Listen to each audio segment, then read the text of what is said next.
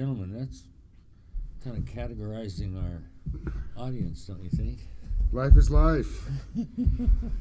Oh, man, what a great day, huh? Another good one for Edge Realty. Good day, good day. Working hard, you know, trying to keep things above water, as everybody does. You know what the good news is, man? We're here and we get to experience it.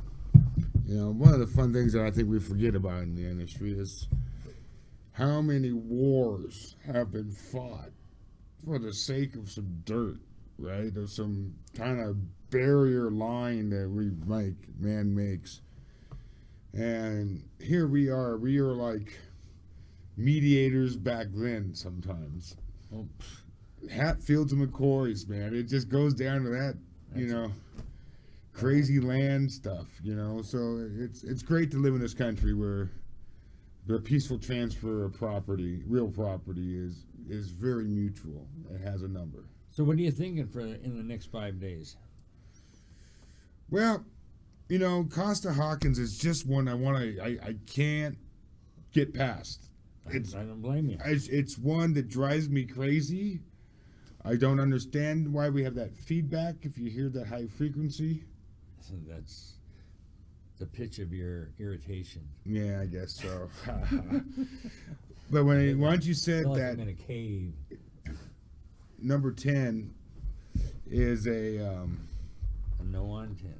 yeah, I as a person who's I take an oath to protect the property rights of people, man. Getting back into what we do, how long this trade has been along. Hey, King, don't go over there and kill them. Let's just make a deal and get some tribute. Either way, it's the same thing. We are the mediators in this.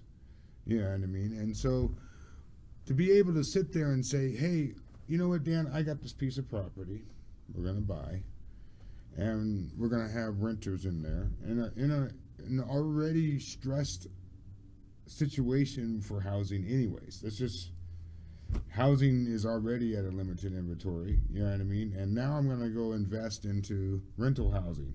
No, you're not. Not if that passes. Oh, that's what this is what we're, just shoot it down right there. That's the bottom line. Only because people that are uneducated. I'm going to turn this. We got our feedback coming from this. I know it is. I pinpointing. What's that? Now you can't hear it, can you? I don't know. Can I? No, I hear it a little. Still a little too high? Not bad. No, I think we got it there. The canyon. Because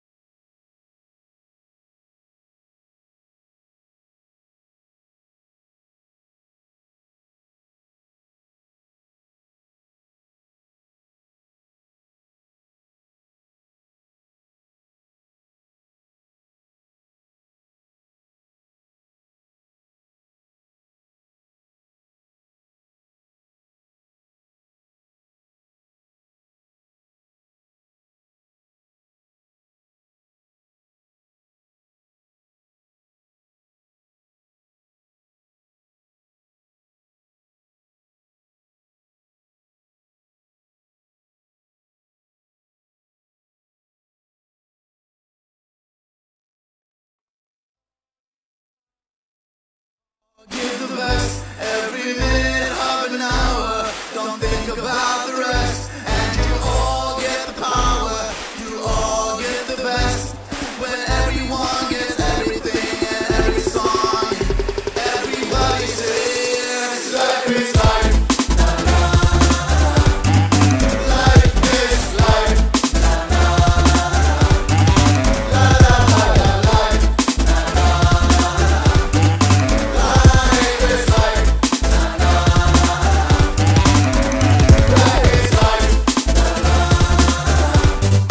Life is life.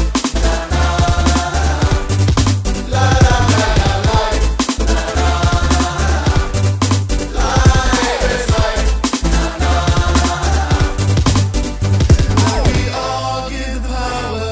We all give the best every minute of an hour. Don't think about the rest, and you all get the power. You all get the best when everyone gets everything and every song. Everybody sings. Been actually throughout the year we'll have 3 CAR meetings that things are brought to the table, which is kind of why I'm having this little interview right now, is that this for this next week I will be in Indian Wells with CAR. We will be attending several different events. We are actually selected as reps for our district, which is District 15, Region 15. We bring things to the table that are concerning such as water situations in towns that are causing problems for sales, things that people are not accustomed to dealing with. One of the big things last year was the termite report.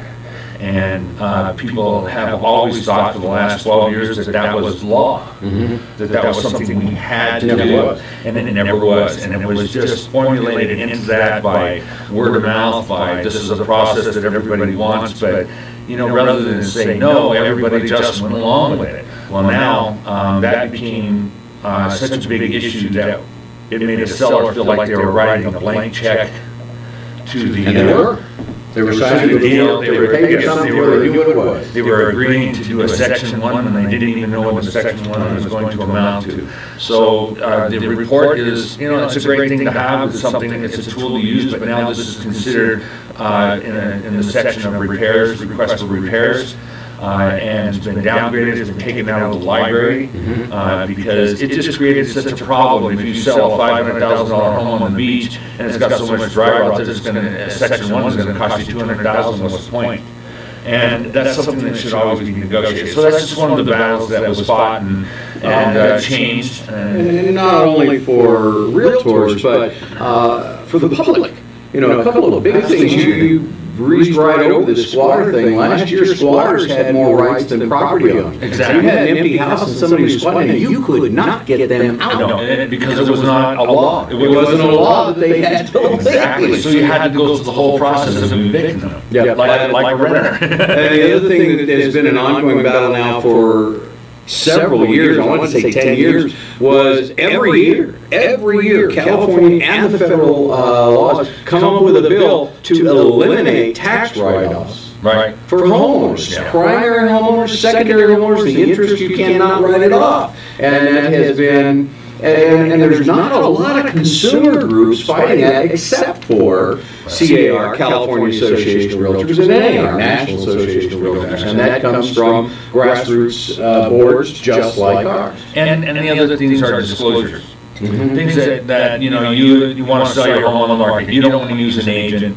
and yet you have no idea what the laws are, and it's no longer, you know, a transaction like you're going to just meet somebody in your house, you're going to swap your money or shake hands and walk away. That's not the way it works anymore, and it's so amazing that people think that it's that simple without ever looking into it. I mean, it's one thing to say, I don't want to use an agent, and blah, blah, blah, you know, they go to that. But if you could see, I mean, just in, I don't have an opinion, but just in the bills that are coming up and all the things that we're going to be fighting for to protect your rights as the public, we're looking at probably another 30 bills that are going to hit the table in June, July, somewhere in that range. It changes every because they've gotten used to us coming down to Sacramento. So they try to so they take their break right when we show up.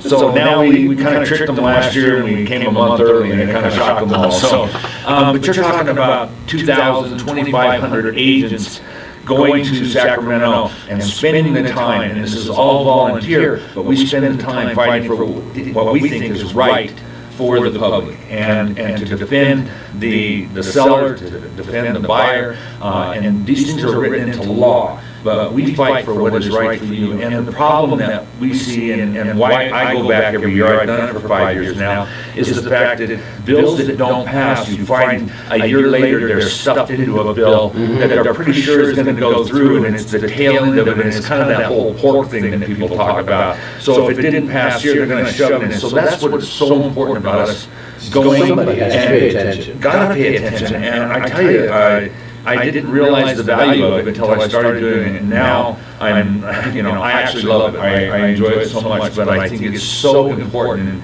and to educate everybody in this. But people need to understand, you always hear the little dig about, they don't do anything for their money. Why do I pay an agent all that money? Well, that agent does a lot, and part of it is that money that we make, we put back into the system.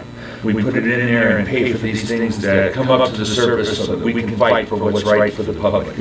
And it's a big deal. So what I'm going to try to do is go this week, and then maybe on our next show or after that, after everything gets broken down, because we go to the caucus the whole time we're there. Caucus meaning we meet with our whole region, and everybody puts their opinion into what they heard. We debate it all, we come up with a plan, and we fight for it all year long. And it'll happen now, it'll happen again in June, and it'll happen again in October. And at the end of the year, we vote on everything. What we feel is right for the public, what we feel is right for agents. It's just risk management, pro standards, land use and environmental impact. All these things are something that we deal with on a regular basis. So, I just want to be able to bring that back to everybody and start early in the year and kind of get them an idea of what's going to take place all year and how hard we do fight for them. Outstanding. Well, the local board gets input from local realtors on issues that come up, and that goes to our committee people. Yes. And then you guys go to the division, and then the division passes it on to... Well, it becomes... Because I know we have lobbyists that are in legislature every single day. CAR, California Association of Realtors, is actually sets precedents for just about everything that happens on the national level. Everybody looks to California. And exactly. And so we usually step out first. And then if it works in California, then it'll be spread throughout. But we actually have 2 NAR events, which is National Association of Realtors. So what we learn and fight for in the beginning here, this is a CAR event that I'll go to, we will come up with a footprint, for a lack of better, of how we are going to fight for the year. And then what we believe in, we present to NAR. Right. So we actually go from CAR, California Association, to NAR and present our opinions to our peers there, and just kind of come to an understanding throughout the year as to what kind of bills we're going to support, what kind of laws that we think are good for California, plus good for NAR. Tim Brigham is our rep for NAR. He's done a phenomenal job in the past, and he stays very much on top of it. So he is our representative, our voice, if you will, for NAR through our region. So it's a long process. It's a big process. It's never ending. Never ending. Exactly. Because it'll happen now. Yeah. We will fight hard this year, and the things that kind of we either put on a stay situation, they will hold them over for another time. But we have to always have eyes on it. So a good example is kind of our $150 that we do for the cost of business. That is something that every agent really should contribute to, because that's what supports the people to go and fight for the laws and the rules and the organizations that we feel are important. Like I said, we actually have, we as a California Association of Realtors, which filters down through all these boards, have lobbyists at the legislature all the time, both national and federal, keeping, and it comes back the other way. Exactly. So we find out where that little paragraph in that's tucked into that safe playground equipment bill that is going to eliminate property tax write-offs. And it's so, the legislature seems to be sneaky about how they do some of these things. There's attorney general bills. There's there are Senate bills. There are assembly bills, and those, especially the attorney general bills, is something new in the last couple of years. And what that is that's a test ground. Okay, so they put an attorney general bill out there, and then they get all the negative input on it, and so the things they know are going to be a problem, they will pull that bill, so it'll never go to Senate or Assembly, and they'll tuck it in behind another bill that they know is going to go through, or let's just say, for instance, back when we were trying to get the tax credits for California, okay, in order to get those tax credits for California, we also had to pass another part of that was going to be kind of not to anybody's advantage. They were just tagging it on. So it didn't happen. And we went a year without that. And it finally came around. But oh my gosh, it took a whole year to get it passed, because this portion that they were adding onto it, we had already shot that down a year before. So we had to pull that off. So it is an amazing event. It is something that people should be aware of. Realtors fight very, very hard for what is right for the individuals. And I think we need to get more credit for that. So that's why I want to present this. Again, part of our pledge is to protect the individual property rights of the citizens. So if you are a realtor, get involved with your legislative committee. Make sure you pass along anything in. If you're a consumer, feel free to talk to a realtor about what's going on with the laws and things, because we got to keep up with it. Thanks, Dan. We'll see you when you get back. I'm acting like he's gone for a long time. We'll be back in just a minute. Don't go anywhere. There are things in life that cause us to hesitate. But once we do them, we're overjoyed that we did. Markets are changing, and interest rates are still low. If you're thinking about getting into the real estate market, now may be the time to make your move. Every market's different. Call a Realtor today and visit Realtor.com.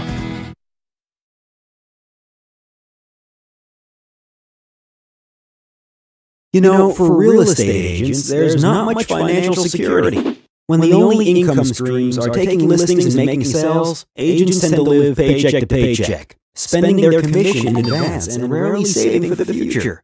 You're only as good as your last transaction, and when you stop selling, your income stops flowing. But all over the US and Canada, real estate professionals have discovered an additional revenue stream that fills in the gaps between closings and gives them a financial future that has never existed in real estate before. This new revenue stream is called sponsoring, and it's made possible by Exit Realty. Through sponsoring, agents earn residual income by introducing other agents to the Exit system. It's not a multi-level scheme. It's a proven single-level system that works a lot like it does in the music and insurance industries. You do the work once and get paid over and over again. For example, Mary is an agent with Exit Realty, and John is an agent with another brokerage. Mary thinks that John would enjoy working at Exit Realty too, so she introduces him to her broker, and he is hired.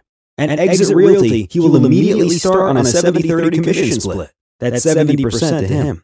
As a reward, Mary will instantly receive a residual bonus paid by Exit Realty Corp International every time John closes a deal as an Exit Realty agent.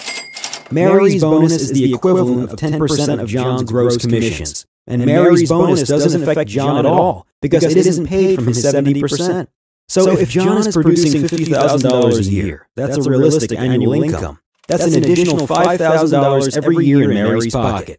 That $5,000 quickly grows to a much higher number when you start multiplying it. If Mary sponsored, say, 10 people into Exit, all producing $50,000 a year, that's an extra $50,000 a year on top of her own commissions. Now imagine Mary's bank balance if John earned $75,000 or $100,000 a year. It sure adds up. By the way, when John's commission hits $100,000, his commission increases from 70% to 90%. The money is flowing everywhere. The great thing about sponsoring with Exit Realty is that when Mary decides to retire or take a break from real estate, her 10% residuals automatically turn into 7% retirement benefits. Finally, a real estate company that cares about your retirement.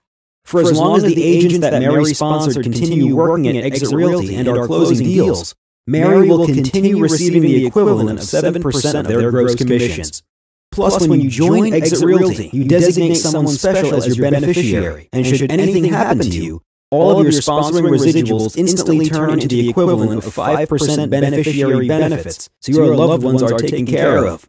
Exit Realty agents get a piece of the action from the 10% sponsoring residuals and true peace of mind from the 7% retirement benefits and 5% beneficiary benefits. So just imagine, if you sponsored 10 people into Exit Realty, each earning $100,000 a year, that's $1 million in your bank account in 10 years. Could you do anything with that? What are the chances of you having $1 million in your bank account doing what you're presently doing? And with Exit, you can be confident knowing that you're backed by a top award-winning brand with world-class training and digital marketing tools. A company that's dedicated to helping you and the agents you sponsor achieve success. Exit Realty is the formula that works. You owe it to yourself and your family to take a closer look.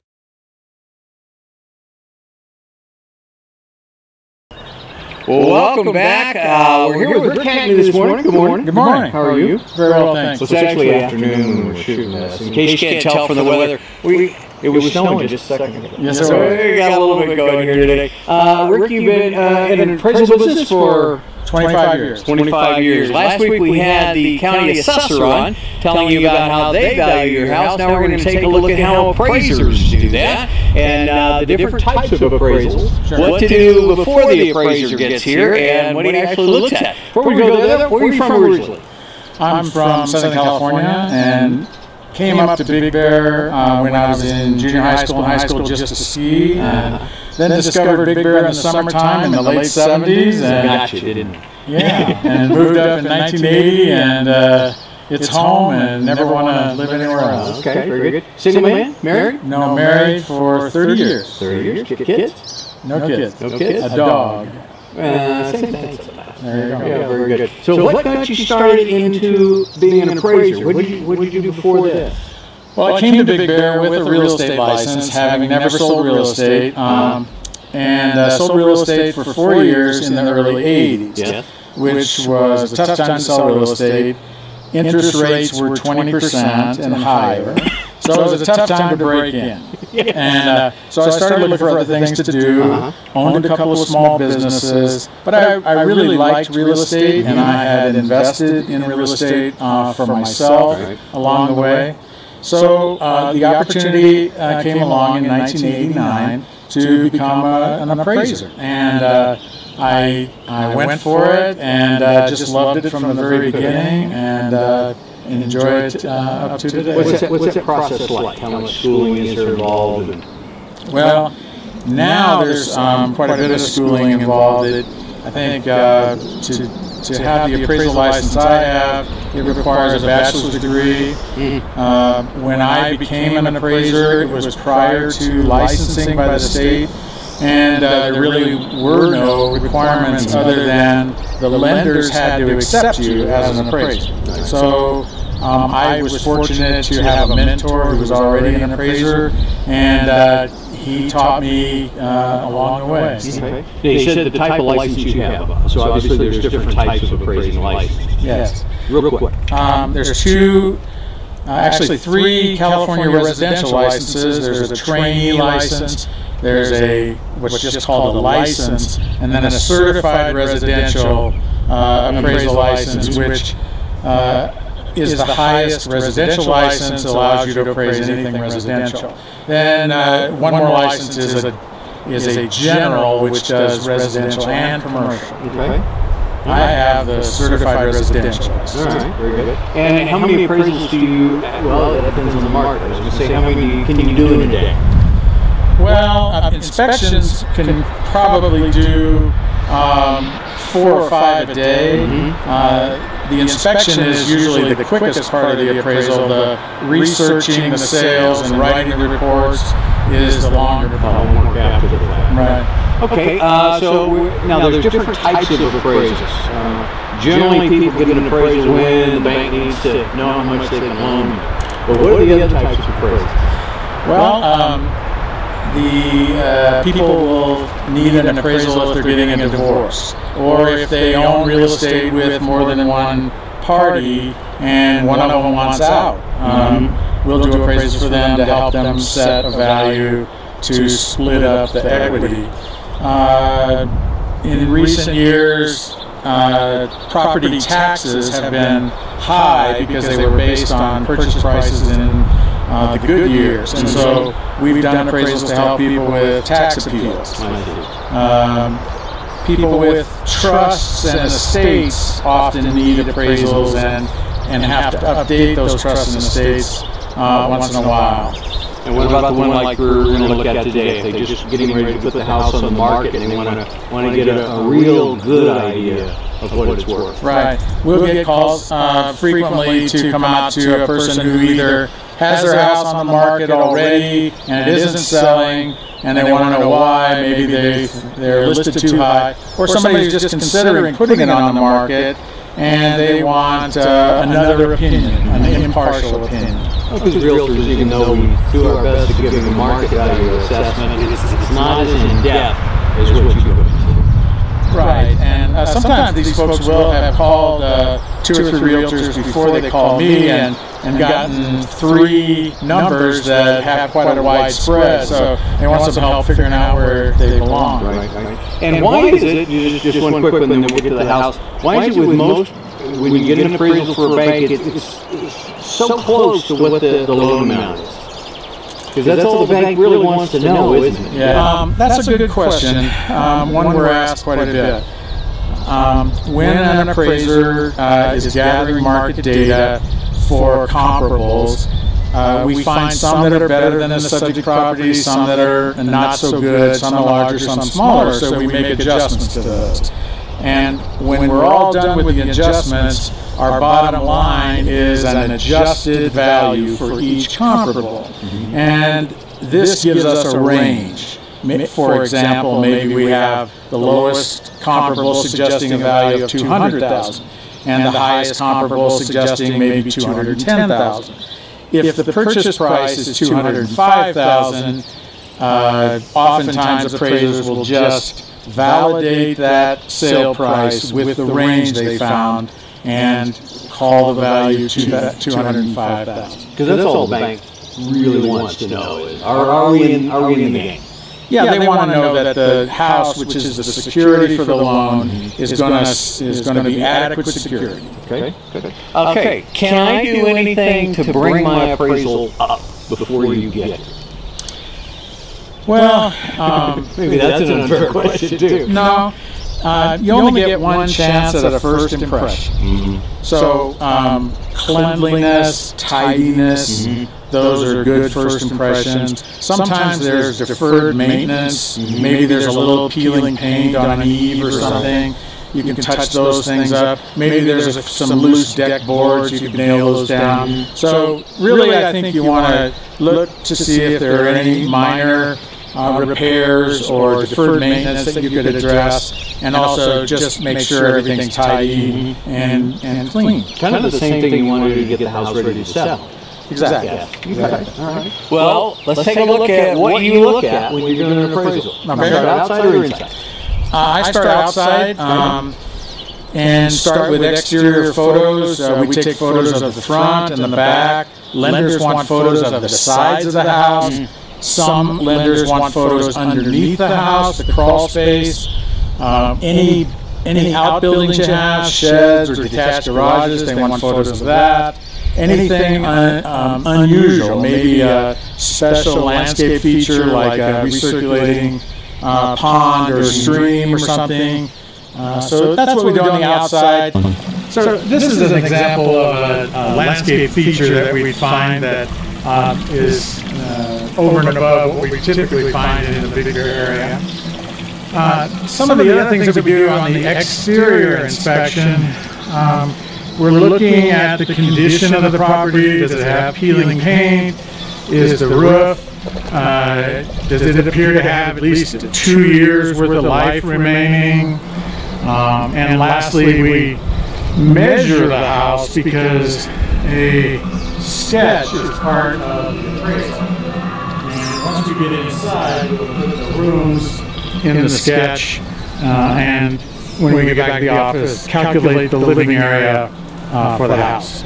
Okay, so that was the outside of the house. Now we go inside. What do you look for here? Well, first thing I do when I come inside is finish up my sketch, put the rooms in where they belong in the sketch, and then start photographing the interior. Lenders want a photograph of every room in the house. They also want a photograph of a smoke alarm, a carbon monoxide detector, and they'd like to see a picture of the water heater double strapped. So after the photographs are done, then I'll walk through the house and make some notes about the condition and any possible upgrades. As an example, this house was built in 1987, and over the years it has had a few upgrades. The carpeting's been replaced, the flooring's been replaced with laminate. If we go into the kitchen, you can see that the kitchen has been remodeled with granite countertops. Most of the appliances have been changed out to stainless steel. You can see from here. Some hardware on the cabinetry has been upgraded. So the question often is asked, well, I've remodeled my kitchen, I put granite in, stainless appliances. Does that matter in an appraisal? And the answer is yes. This house built in '87 has an actual age of 24 years. But when you take into consideration some of the upgrades, the granite, the stainless, the laminate flooring, it's going to reduce that actual age. We call it effective age. So this house might have an effective age of perhaps between 15 and 20 years. What's that do to my price point? That usually raises your value because we're now comparing this house to houses built a little later than when this one was originally built. Mm-hmm. So now we've completed the interior inspection, taken all the notes about the various features of the house, and now it's time to really go to work and go back to the office, gather the market data. And one question that we're asked quite a bit is, what is a comparable? A comparable is a recent sale, hopefully within the last 6 months, within a mile radius of your house or closer, that has square footage that doesn't vary more than 20% larger or smaller, and is similar in age, has identical bedroom and bath count, or as close to your bedroom and bath count as possible, and as many other features that are similar to your house as possible. That could be a real challenge here. Yeah, it's a challenge in a resort area where you have large and small, old and new next to each other. One question I get asked occasionally is, I'll be inspecting a house and the homeowner will say, well, this house right across the street that's 1,000 square feet just sold for $200,000. Now that's $200 a square foot. Now my house is 2,000 square feet, so am I right in thinking that my house would be worth $400,000 using $200 per square foot? And the answer is basically no, because appraisers don't appraise property by dollars per square foot, and this house across the street that's half the size of the one we're appraising wouldn't be considered a comparable because it's quite a bit smaller, and probably the room count doesn't match either. So, and that's not an arbitrary decision you make. That's laid out by the banks or who? Correct. The lenders set guidelines for appraisals, and so in order for we follow those guidelines in order to satisfy their needs, and they're the ones who are lending the money, so they get to make the rules.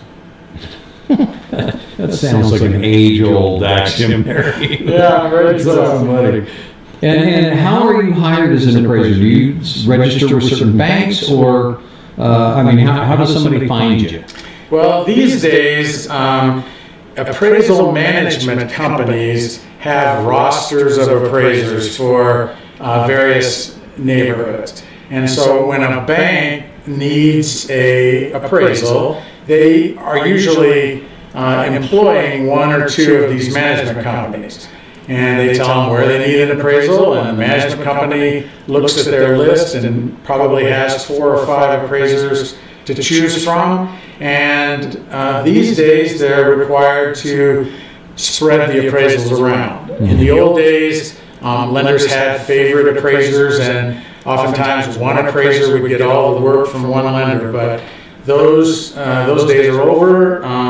The rules changed about 7, 8 years ago, and now we have appraisal management companies making the appraiser selections. Just a couple more questions. How important is it to have somebody who's familiar with the area? I mean, because we hear appraisers coming up from Orange County. Sure. Well, it's very important because Big Bear is a unique area, just like Long Beach or Riverside are unique areas. I wouldn't know I wouldn't have any idea how to appraise in Riverside or Long Beach. An example of some of the unique things we have in Big Bear, you can have a house close to the airport, close to the runway, and it has some adverse influences from the airport. And just 2 or 3 blocks away, you can be on the other side of the boulevard. You can have nice residential areas without that kind of noise influence, or 3 or 4 blocks in the other direction, you could be up in a nice rolling hills terrain area with larger lots. So if an appraiser from out of the area were just following guidelines that say you need comparables within a mile radius, he could be looking at areas that aren't really competing with his subject property. So local knowledge is very important. And what can you do finally as a consumer, if I'm the guy getting the loan, do I have any say in my appraisal? I mean, can I tell the bank I want another opinion or anything like that? I mean, how much control does the consumer have? I think they do have some control. The best time to do that is to be proactive and do it early on. If you wait until the out of the area appraiser shows up at your property, it's probably too late. But if you, in the beginning process, if you make it clear to your loan officer or whoever's assisting you with your paperwork that you want to make sure that the appraiser has local knowledge, and in Big Bear, the best way to at least try to assure that is request that the appraiser belong to our local multiple listing service. It's a closed multiple listing service, and while many appraisers do belong to it, there are several appraisers who appraise in Big Bear who don't. And this is important because we did a little research to see just how many sales are reported through some of the other listing services, and we were missing as many as 40% of the sales if we weren't including the data from the local multiple listing service. That's substantial. It is. Yeah. So, well, thank you so much. Appreciate you letting us tag along today. Want to give yourself a little plug? How do people get in touch with you if they want to? Well, I'm in the phone book. I'm on the internet, hackneyappraisal.com. The phone number is 866-4225, and if you have any questions, I'd be more than happy to take your phone calls and try to answer. All right. Thank you so much. It's been with Rick Hackney, Hackney Appraisal Services, right here in our home in Big Bear. Thanks. Thank you.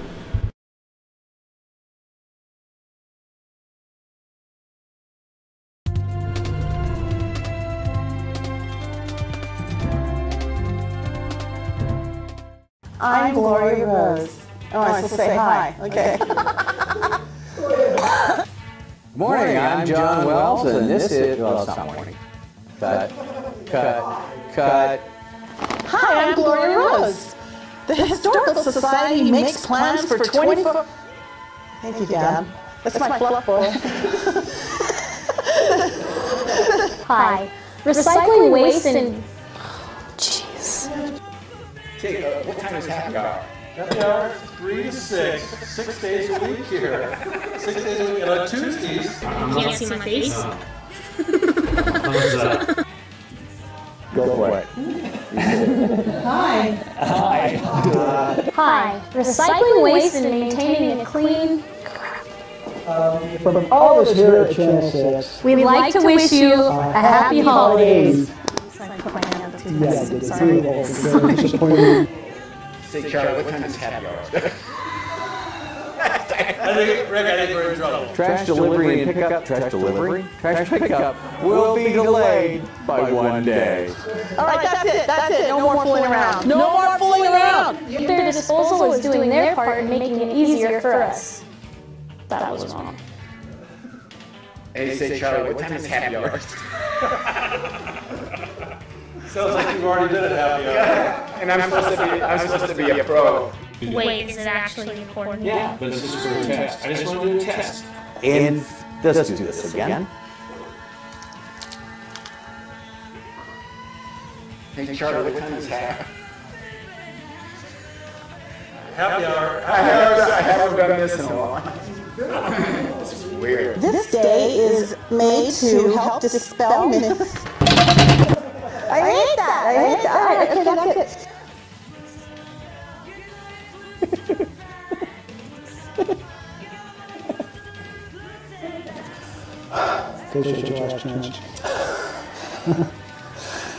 okay, from all of us here at Channel 6,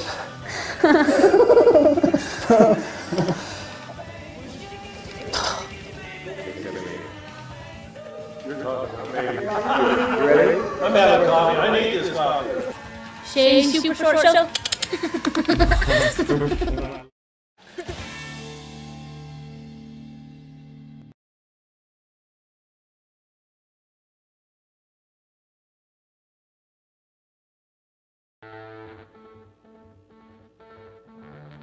Welcome back to Good Day Big Bear. Thanks for staying tuned with us. This is Dan Bathurst. Good morning, John. How are you today, sir? Unbelievable. I know. They're always unbelievable. Hey, do you have any New Year's resolutions? Not yet. Not yet? It's not close enough yet. I'm the last minute guy. Well, this is it. This is the last This is minute. it. You got about 36 hours. Everything I do, I have to confirm with my wife, so I make sure that I run it by her first before I ever open my mouth.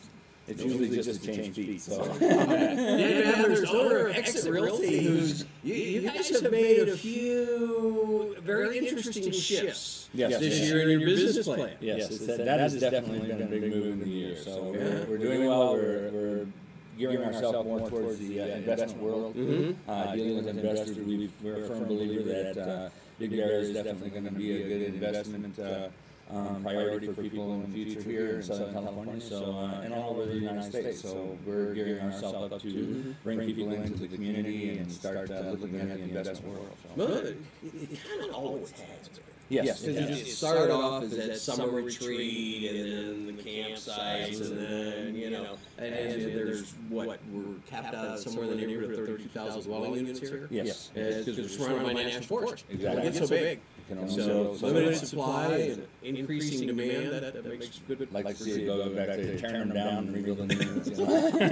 Everybody agrees. I know. Like those little cabins Gross and stuff. stuff. I love all those. Yeah. I'm all for that. I love that part of it. That's what keeps us all going. Yeah, just add some I was insulation. just talking to Mr. Miller about bringing back the Old Miners Week and getting everybody back involved in that again. I'd really love to see that happen too. So we need to support that again too.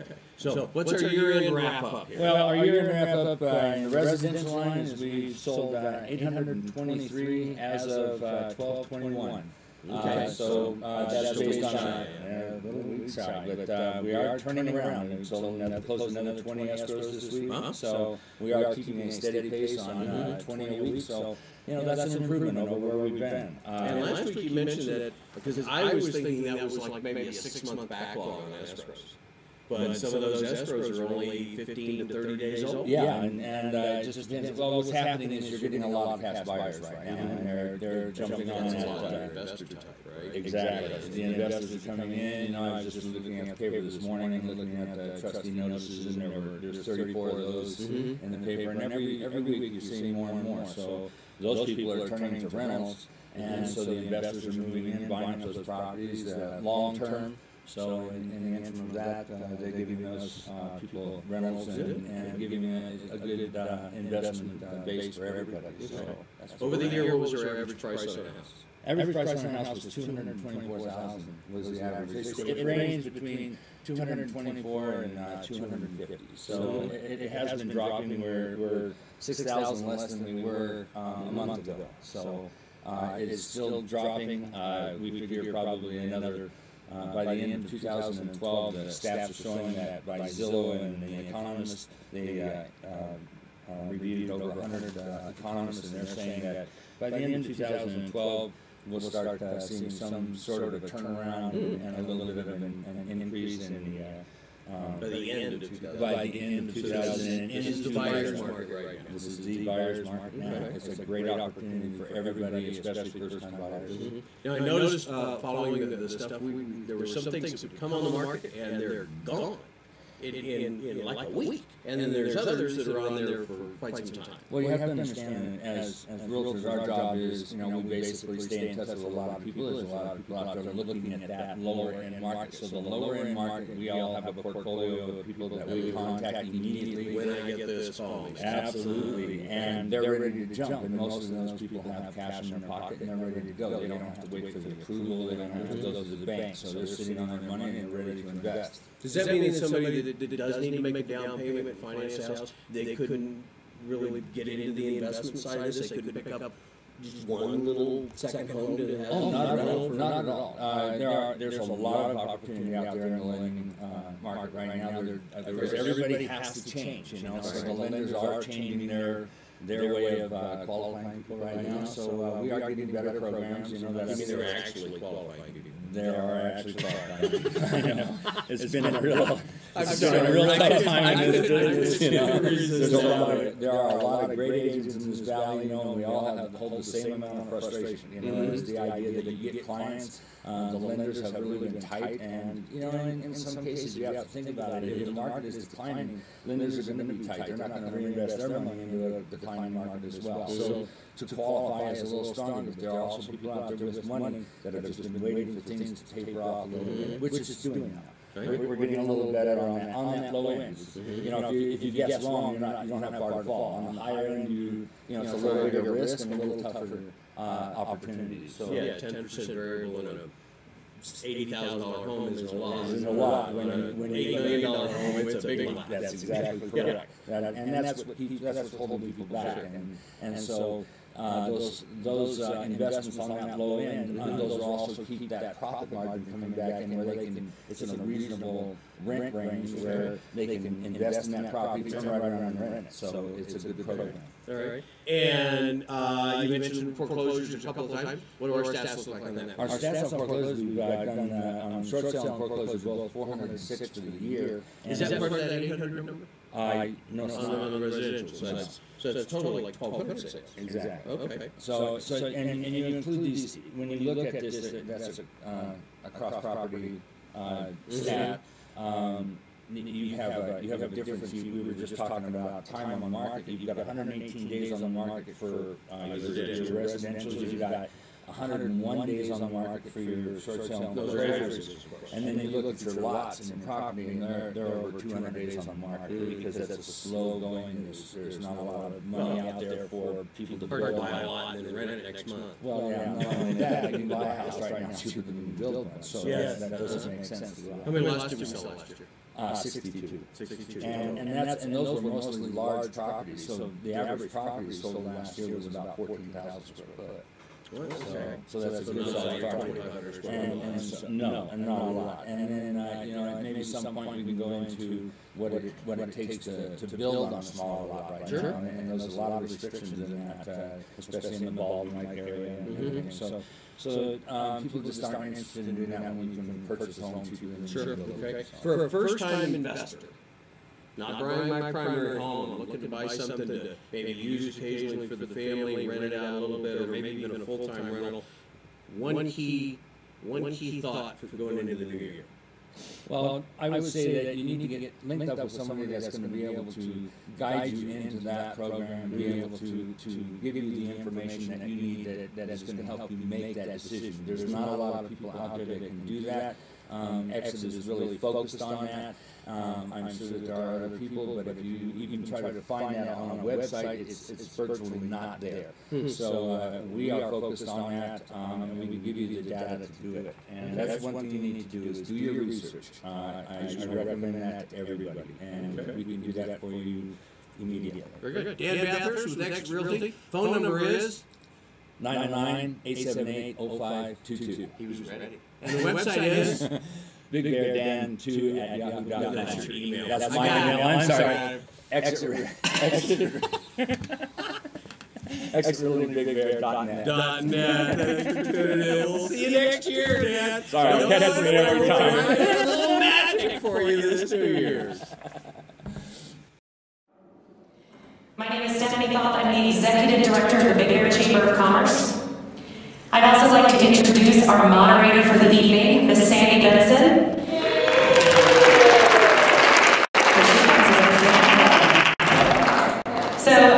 Sandy is the Assistant General Manager of Mountain Transit. She also sits as a Director on the Big Bear Chamber of Commerce's Board of Directors and co-chairs the Economic Development Committee with Linda Krucuti. If I could have everybody please stand and remove your hats for the Pledge of Allegiance. I pledge allegiance to the flag of the United States of America and to the republic for which it stands, one nation, under God, indivisible, with liberty and justice for all. Thank you. On behalf of the Chamber, I'd like to thank Community Church for hosting us this evening, the Lighthouse Project, and candidates for their participation, and our community members for joining us tonight. And at this time, I'm going to turn the mic over to Ms. Sandy Benson to read off the ballots. Good evening, everyone. Can you hear me? No. Can you hear me now? I haven't pulled it. Can you hear me now? Okay, before we begin, may I ask that you please silence your cell phones? Thank you. This forum will be conducted according to specific guidelines drafted by the Chamber. I ask for your attention as I read these guidelines to you now. The Big Bear Chamber of Commerce is a nonpartisan organization. The forum tonight and next Thursday are being presented as a public service to the community. The forum is being video and audio taped and will be accessible for viewing on the Chamber website and the Chamber YouTube channel after the forums. The forum format will use a question and answer format, which means no follow-up questions or rebuttals will be allowed. Candidates who could not join us tonight were invited to submit a written 1-minute statement. I don't believe we have any statements. Candidates are seated in alphabetical order.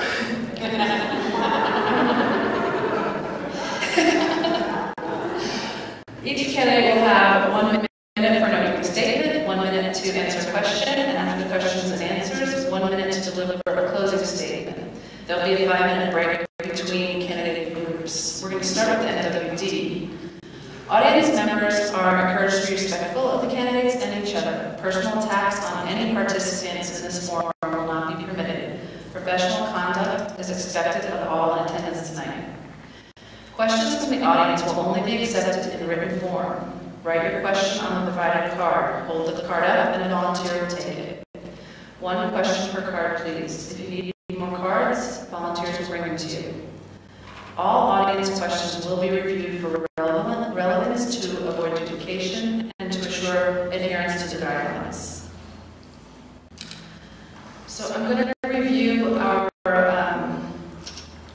timing guidelines. To ensure fairness and to keep program on time, the timer will hold up 3 cards as they answer. The green card will show 30 seconds remaining. The yellow card will be shown 10 seconds remaining. And the red card will be shown when a candidate's time is up.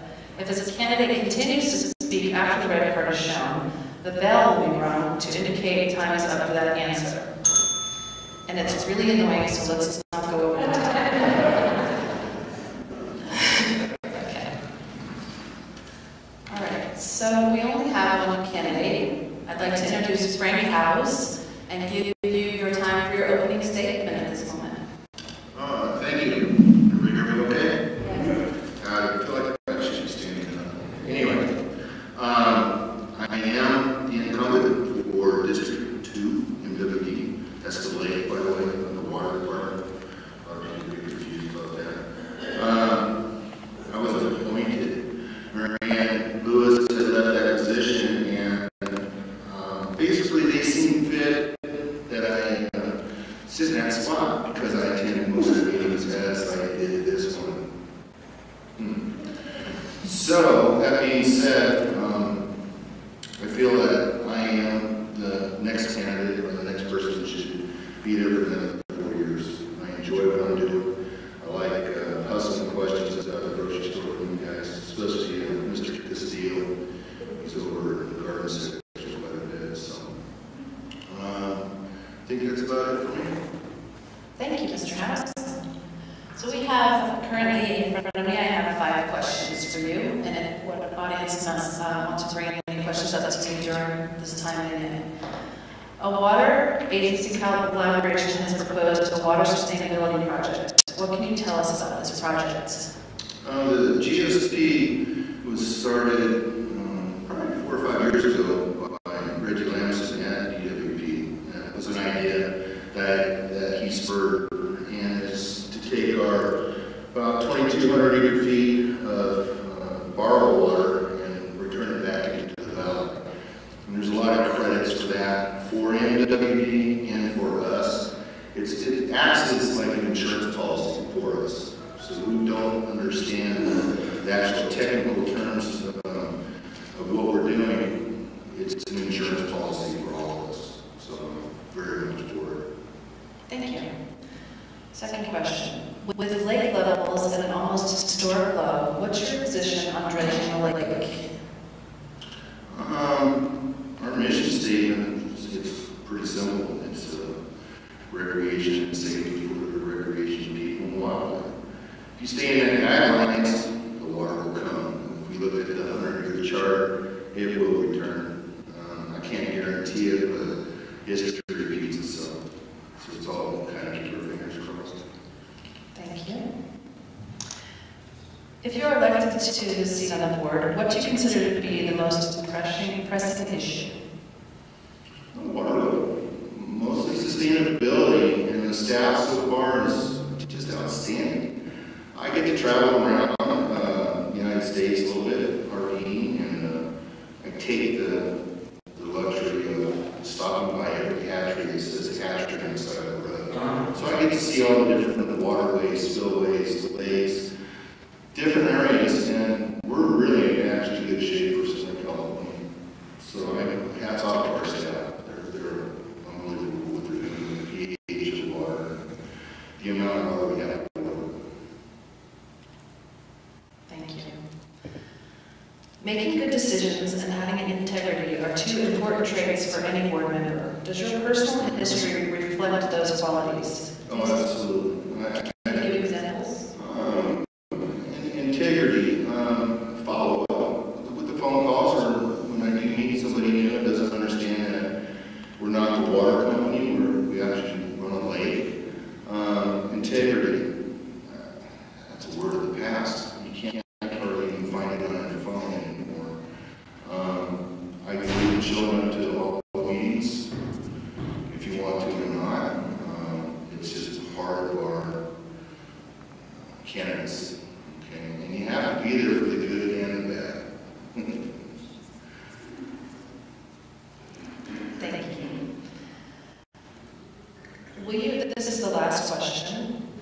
Will you have any known conflicts of interest by serving on this board? By that, they asked, do you own companies or land or represent others that may create a conflict of interest for you? Not that I'm aware of. I have no other agenda than to speak with the people. I don't own a marina, or I don't have any stock in any land or anything in the nearby area. So my agenda is what we basically I like to fish. Thank you. So I don't have any more questions for you. Would you like to present your 1-minute closing statement at this time? Sure. I have something written here. And it's, I don't know, you guys have probably already read it in the newspaper or someplace, but you folks need to know that the staff is doing a wonderful job over here at the lake. It's tough. When the water level is so low, people get grudgy, all right? You can't put their dog in a certain spot. You can't launch in the high spots. There's a lot of work that the staff does and the directors to make sure everybody stays safe. The water levels will come back eventually, okay? Also, vote for the GSP, for the Groundwater Sustainability Program. It's a little expensive if you were to weigh it out like a fishing trip. It's expensive for the gallon, okay? But it's an insurance policy for us all. It's for the 40 to 50 years down the road when we don't have this ability. That's about all I have to say. Thank you. I appreciate your willingness to serve, and that concludes our questions. Thank you, everybody.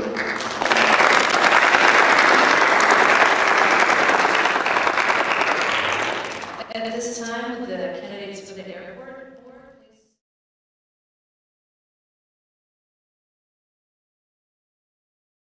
This is all our money.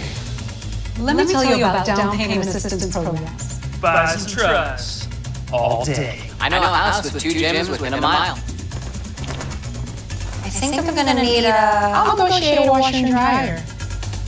We've never done this before. I'm here to help. If they trust you, I trust you. California real estate comes with a lot of questions. The first one should be, who's your realtor?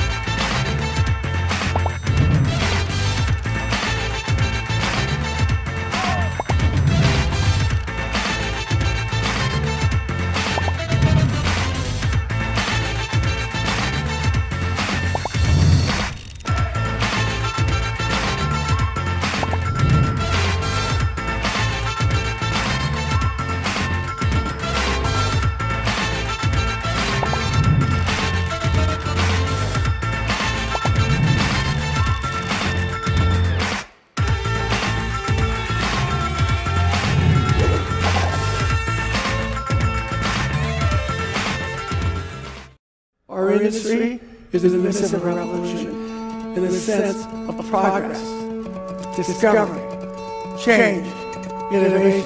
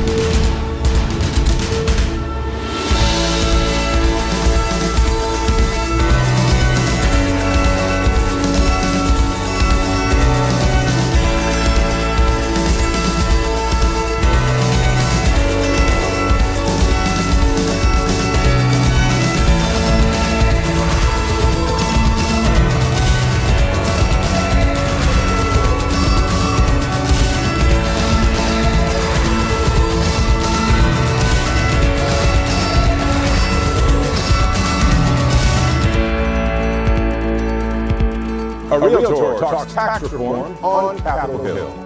Today we're discussing coming soon listings.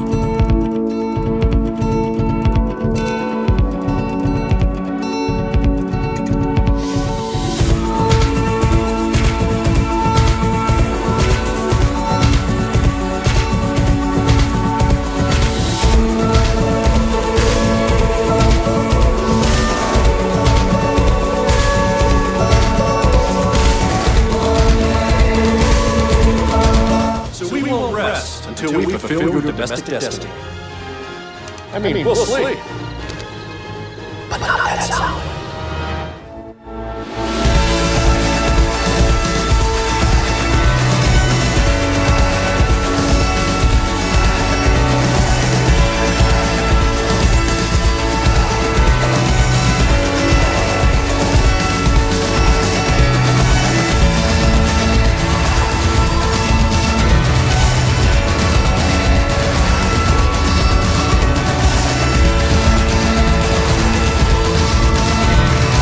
We're here to talk about the mortgage interest deduction and the fact that we need to protect that for our homeowners. It's important we continue to protect private property rights so that the next generation of folks can continue to own and buy and sell real estate.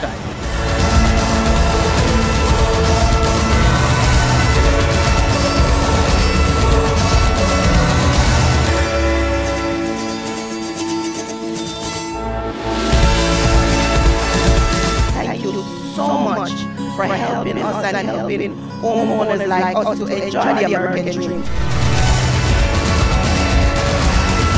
This is an exciting day for the National Association of Realtors. Bob Goldberg has taken over the reins as our association's new Chief Executive Officer. I promise you, Emil is well positioned to lead this industry into the future.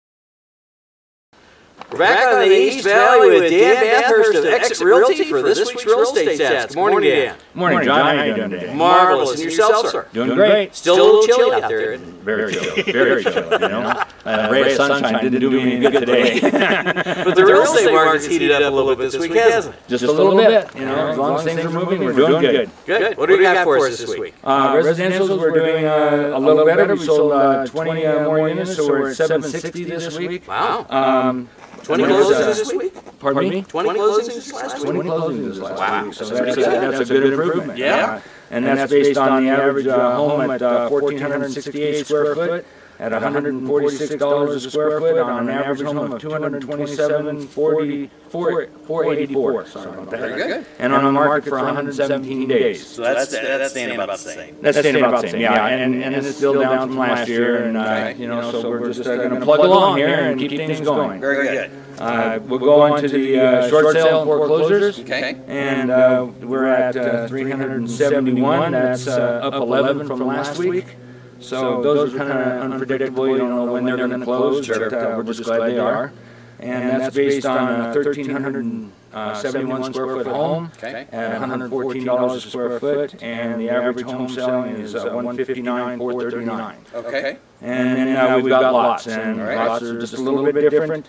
Lots are going to be we've sold 3, so that's a good move for lots, and that's based on 14,644 square foot at $11 a square foot, and the average sale is 82,353. Wow, and that's on the market for 205 days. So appreciate that information. And again, if people want more than this, because there's a lot more stats out there, they can get in touch with you directly? Yes, they can get in touch with me at 909-878-0522, or they can contact me on my website at bigbeardan2@yahoo.com. Very good, very good. We've got a couple more minutes here. Real quickly, 30 seconds or less, can you tell us what is a short sale? A lot of talk about that out there. Basically, a short sale is an agreement with the lender that you're going to sell your home at less than what's owed on your loan. And it's the short part. That's the short part. It's an oxymoron because it isn't always that short. Okay. But it is getting better in the short sale market. Banks are understanding that they need to move fast. The idea is you're trying to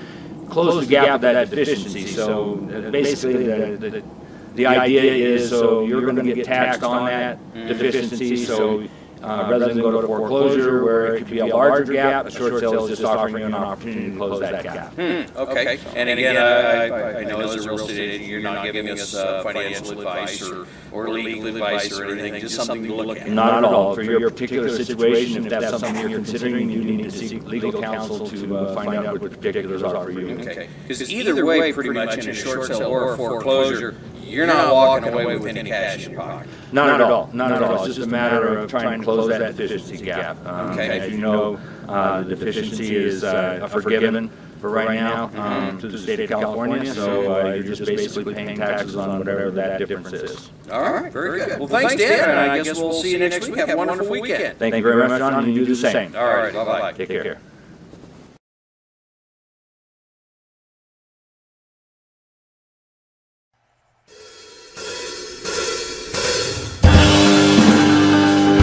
Where you are around Southern California, you're only a tank of gas, round trip in most cases, to an amazing alpine lake, Big Bear Lake, home to the rainbow trophy trout. We're going to show you how to not only catch them, but local guide legend John Cantrell is going to show you how to think like a fish. But first, here's a look at this week's catch.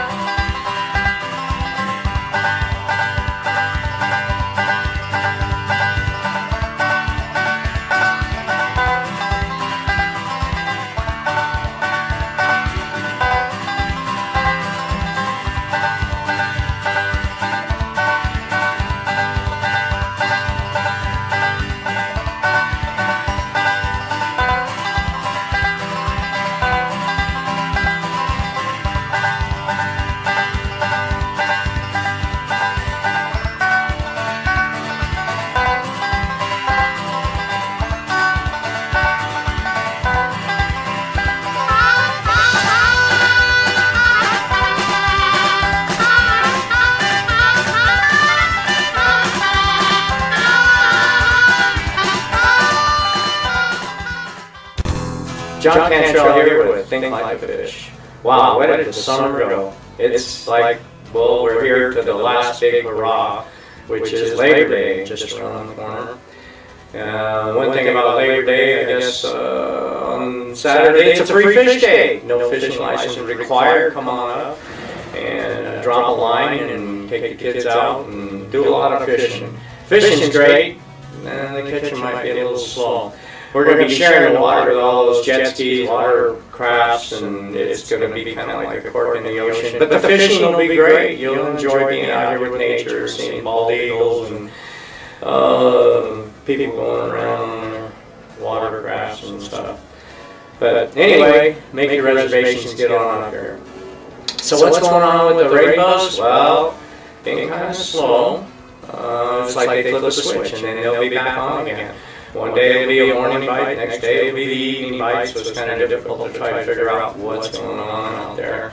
But what is working has been red magic, pearl bikini, metallic perch in needlefish line, and of course El Natural, half a night crawler.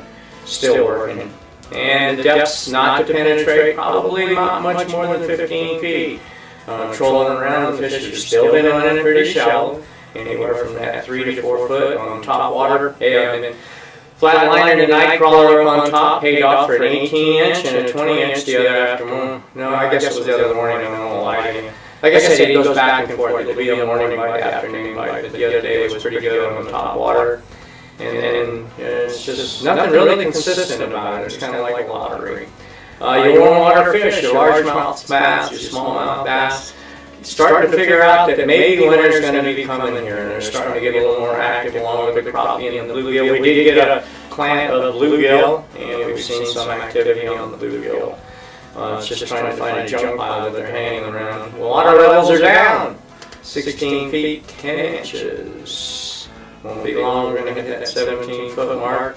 It looks down there at the dam. You can see part of the old dam now. When it was completed in 1884, 52 feet down by the boom line. So, yeah, hopefully we'll get some water this winter. It is what it is, and we just have to deal with Mother Nature and whatever she ends up giving us. So if you're bringing your boat up with the water levels down where they're at, the east ramp is basically closed. The west ramp is going to be kind of a mess, parking and getting your boat in the water, wait your turn, get it in. Once that parking lot fills up, hey, they're using Captain John's. He's got a lot of area over there. It's not too far away. It's a lot closer than the east ramp. So try to get up here early, get a boat in. If you do get the boat in, try to get it up to one of the marinas where you can leave it in and you don't have to pull it every night. It could be kind of a mess. This is the end of the season, and we expect a lot of people coming up for Labor Day, just around the corner. And don't forget, the Western Outdoor News is having their big thing on October 6th and 7th, right here in Big Bear Lake. That's going to be kind of the end of the season. And the water temperatures this week actually didn't heat up and it didn't cool down, which tells me that, yeah, fall's on its way early. Big Bear Lake is a migratory chill for birds. Seen lots of birds coming in early. Not sure what that means. It could mean wherever they're from is in for an early winter, or we're in for an early winter. I'm leaning on wherever they're from, but who knows. But the birds are starting to show up really early. And the water temps didn't heat up, didn't cool down. As we start to get in this next week, we're going to be in the middle 70s down to a low of about the middle 40s at night. And I guess with the sun exposure and that lack of heat, the lake should start cooling down about 2 degrees a week, which means sometime in October, when the Chalk Fest is going on, probably we'll have a pretty good bite. We should be close to that 60-degree mark, and the fish definitely, the rainbows will key in, and winter's coming and start feeding again. The closer we get to that 60-degree mark, and I think this year, the Western Outdoor News kind of figured out September was not a good time for their tournament, and moved it back to the October date. Therefore, I foresee a better turnout and a better number of fish in the Western Outdoor News. So don't forget, the worst day of fishing beats the best day of anything else. We'll see you at the scales.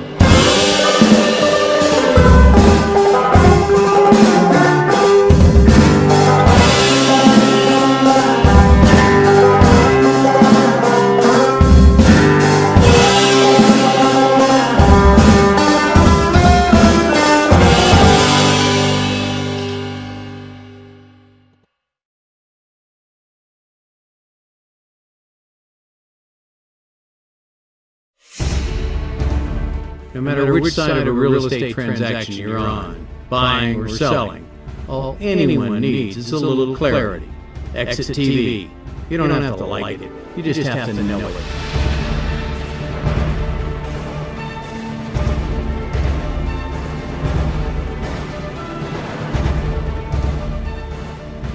And we're back here at Exit Live Studios, and we have a great friend with us. He's been here for a while. We've been back on location. Remember that? He's always come and always has a great bit of information. We do have Tom Bonetto. That's right. Hey, I always get it right. He is a lending coach, so and I brought him in today because we really wanted to talk about interest rates. All the news out there right now is about interest rates. Or, what does that mean to me? And me and Tom talked many times about a lot of things about interest rate. And this came up. I said, man, why don't you just come on down today? And so let's start off by what's an interest rate? Sure. The interest rate is what borrowers pay for money. Okay. That's all it is. I mean, money's not free, right? If you want to get money, you're going to charge a percentage. Any lender's going to charge a percentage of that money to get a return. Yeah, it's a money game. Right. You know what I mean? So, with interest going up, is there a reason why it's going up, or? No, it's a good question, actually. I've been asked that a lot recently. Yeah. And what we're seeing in the marketplace, actually, is a bunch of good news. There are three main reasons why I think interest rates are going up. Okay. First of all, is that economic good news, right? We've seen real wages increase for the first time in about a dozen years. I know. It's great stuff. So that's putting more money in people's pockets. Yeah. And they're having a tendency to spend on that, which is good news. Corporations also are making record profits, and they're passing that back. You'll see a lot of that, right, to their employees. Yeah, we're seeing the bonuses, that's we're right. seeing things come out. So this is more money into the economy, That's right, right. on the macro. That's exactly right. So we're seeing some good economic news. What happens then, though, that starts to put inflationary pressures on the economy. Yeah. In this case, it's relatively slight, because we've had such limited inflation over this kind of long recession period. That's right. And so the Federal Reserve tried to spur economic growth by essentially making money very, very cheap. Okay. Yeah. Right? So in this case, we're now starting to see some inflationary pressures. And with inflation comes higher interest rates. Of course, it costs more money. There you go. So that's the first thing. Secondly, the Federal Reserve is undergoing a course called quantitative tightening. Now, that's kind of a technical term, but you might remember about 10 years ago, they started a program called quantitative easing, and they wanted to push money into the economy, and they did that by buying mortgage-backed securities and treasury bonds. Yes. Right? They did that, right? So they did 10 years. That's exactly right. So what they've been doing now, starting in October of last year, they started to limit their repurchases. So their balance sheet of these mortgage-backed securities and bonds are getting smaller. So that's changing the supply and demand curve in the bond market. So bond prices go down, so the demand is going down, and the yield goes up, and the interest rate falls as that yield. Okay, so usually a good gauge is like a 10-year note. Anyone that we do, you get a 10-year note. Right. Where do you see that going? Does that affect my loan? I'm a realtor, so you're a mortgage guy. Yeah. So let's talk to someone we know. A guy comes and buys a house. Right. And he bought it 5-6 years ago when interest rates were really, really low. Yes, sure. Okay, and now he wants to refi. That's going to cost him more to get that loan. It is. And so what happened in September of last year, the 10-year Treasury was at about 2.3. Yeah. We're now seeing it at 2.8, 2.9. My guess is it's going to go to 3 here relatively soon. And that's probably anywhere from a half to a 3/4 point adjustment in interest rates. That's a big move. It is a big move. At the same time, it's not such a bad thing. And I'll tell you why. Property values are increasing at even a faster rate than those interest rates are rising. So there's money to be made, and that's really what's happening. Wealth is being created, and the interest rates are just catching up. It's just doing a matter of chugging along with the economy. Absolutely. It's a side effect. Absolutely. Now, where do we take it from here? Because everybody wants to get in, right? And get it before it gets high. Yes. How do they do that? We all know how to go to lendingcoach.com, apply online. Right. Okay, so what's kind of the process you do? Okay, I applied online. Right. So the next thing is I'm going to gather a bunch of financial data, right? Whether that be tax returns or W-2s and pay stubs, and I got to make sure that you're eligible to live in this country and buy a home. So I'm going to need security card, driver's license, that sort of stuff. And then I'm going to actually just do some analysis based on that. I'll pull credit, be able to test out your score, all of your liabilities, including the potential new house. Yeah. And then we'll see if we can qualify. Because that's where people don't really realize that means more risk in the market. That means less people are buying government-backed bonds and buying more mortgage-backed securities. Right. And so your opportunity to probably grab a loan right now is probably one of the better times to grab Oh, one. totally. And what we've also seen is Fannie Mae and Freddie Mac, the large government-sponsored enterprises that buy a fair amount of these mortgages on the open market. Yeah. They've allowed higher debt-to-income ratios. Wow. Last year it was at 45, now it's at 50. They've also done stuff with student loans, being able to discount how much is applied to your debt-to-income ratio. So really now is a fantastic time to buy. And you know what, James, what's interesting? The difference between the interest rate at 5.25 and 5.5 on a $200,000 loan, I'm not sure if it's $50. Wow. You don't hear that. Right. You just go, oh my gosh. And by the way, the interest rate is a very big part of the transaction, but so is the term. Yeah. Right? Yeah. So are you going to buy some points? You can bring that rate down by bringing a little bit more cash into the transaction. No, I even heard things about gifting now. People even gift funds. See, this is where the economy, this is so funny how it's really a show how the economy is moving because people are willing to take more risk. Totally. You know, and so that's a big part of the reason why I think that it's going to go up still. But I still say, I remember the days when there was 8-9% interest. Oh, so I got to my favorite story. Okay. I got married 25 years ago, and my wife and I bought a condo. Okay. And this was in 1993, and we got a smoking interest rate of 9.5. We thought we were stealing something because it was one of the first times that anything we bought under 10, under double digits. Yeah. So, really, honestly, they've been so low for so long. We've gotten used to it. Yeah, we have. Yeah. The other thing is, too, you got to remember, what we're seeing in property valuations, we're seeing anywhere between 5 and 7% per year. Year over year. Year over year, they're seeing growth.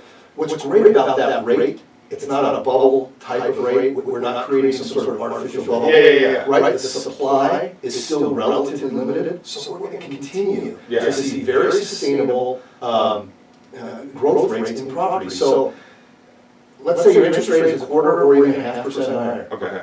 You're still making so much money on that investment, right? Yeah. It's completely worth a half a point. Oh yeah, because you're getting year over year, you're getting 5.5. Say you're paying 7%, you're gaining, you're winning. You're winning completely instead of losing. Well, we wanted to make sure we got our good friend Lyndon Coach in here with us. We're going to make sure we got things to do together as going forward. Absolutely. Like I said, he has a website. You have questions. I mean, I asked this man what to do. He's a great friend of mine. And I want to thank him for coming in. If you ever want to come in, come on a monthly day or whatever you want to do, man, because you're more than welcome to come. Well, what I would like to tell folks is you can find me at lendingcoach.net. I'd highly recommend to take a look at my blog. It's got a ton of different pieces of information, ranging from the interest rate piece that we talked about to what we can expect to see for first-time home buyers, some of the different loan programs that are out there. It's really an educational site, and I really encourage you to go there. And also, if you like baseball for any reason, I would go there just because you can see some great baseball out there. Thanks so much, Coach. You got it, buddy. Have a great day. Thank you, everybody.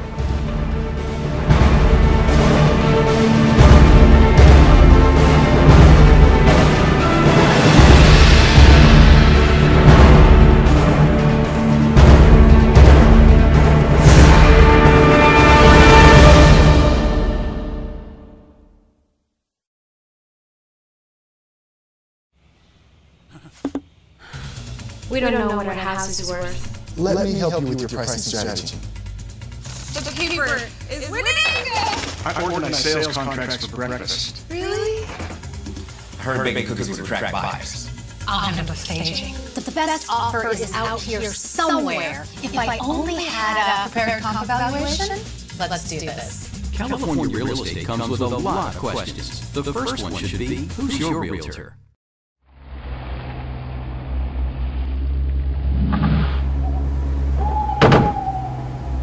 Heading into the backcountry and real estate are a lot alike. The rewards can be fantastic, but no matter how many times you've been up that trail, it's always a little different. And in today's real estate market, things are changing so fast, what you don't know can keep you from getting where you want to go. It helps to know the lay of the land. You need the expertise. You need the right tools. The tenacity to see it through. And quite often, a little help from your friends. For Big Bear Real Estate, call me, John Wells, 909-878-0522 at Exit Realty. Together, we can get you where you want to go.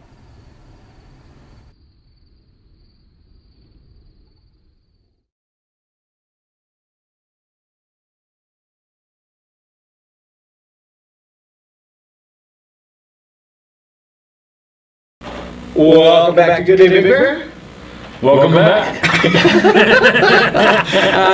This is my business partner, Dan Bathurst, and Dan is actually president-elect for the local board of Realtors.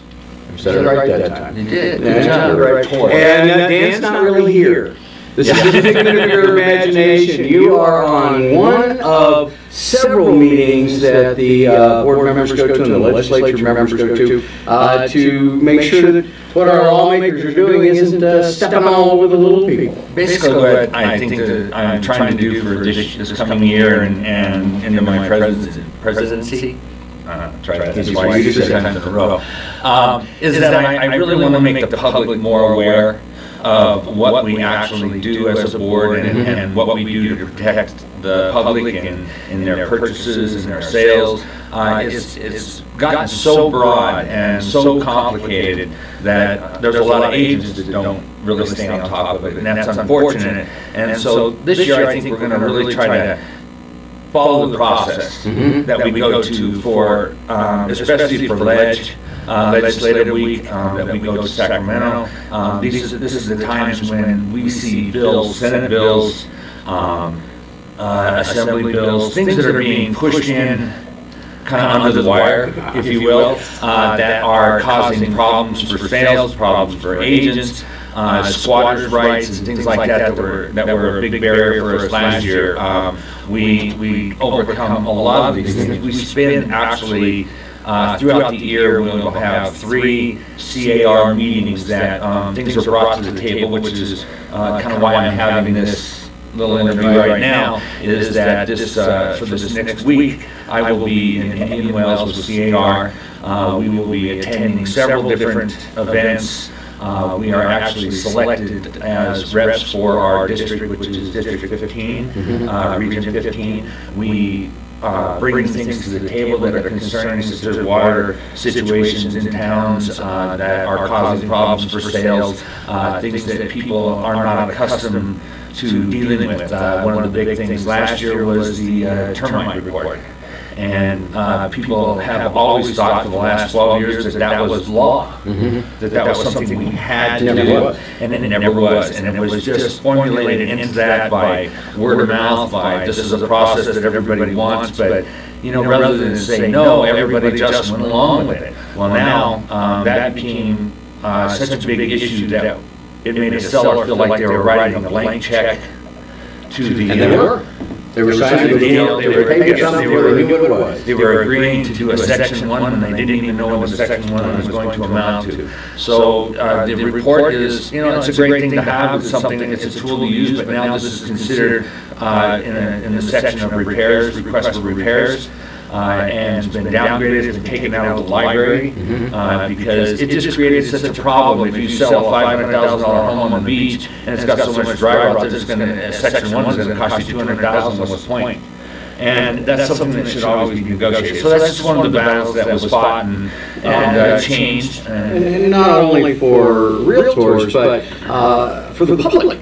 A couple of big things you breezed right over the squatter thing. Last year, squatters had more rights than property owners. Exactly. You had an empty house and somebody was squatting, and you could not get them out. No, because it was not a law. It wasn't a law that they had to live. Exactly. So you had to go through the whole process of evicting them. Yeah, like a renter. And the other thing that has been an ongoing battle now for several years, I want to say 10 years, was every year, California and the federal laws come up with a bill to eliminate tax write-offs. Right. For homeowners, primary homeowners, secondary homeowners, the interest you cannot write it off. And that has been And there's not a lot of consumer groups fighting that except for CAR, California Association of Realtors, and NAR, National Association of Realtors. And that comes from grassroots boards just like ours. And the other things are disclosures. Things that you know, you want to sell your home on the market, you don't want to use an agent, and yet you have no idea what the laws are, and it's no longer, you know, a transaction like you're going to just meet somebody in your house, you're going to swap your money, or shake hands and walk away. That's not the way it works anymore, and it's so amazing that people think that it's that simple. Without ever looking into it. I mean, it's one thing to say, I want to use an agent, and blah, blah, blah, you know, and they go through that. But if you could see, I mean, just in, I don't have it with me, but just in the bills that are coming up and all the things that we're going to be fighting for to protect your rights as the public, we're looking at probably another 30 bills that are going to hit the table in June, July, somewhere in that range. It changes every week because they've gotten used to us coming out of Sacramento. So a couple of years ago, they take their break right when we show up.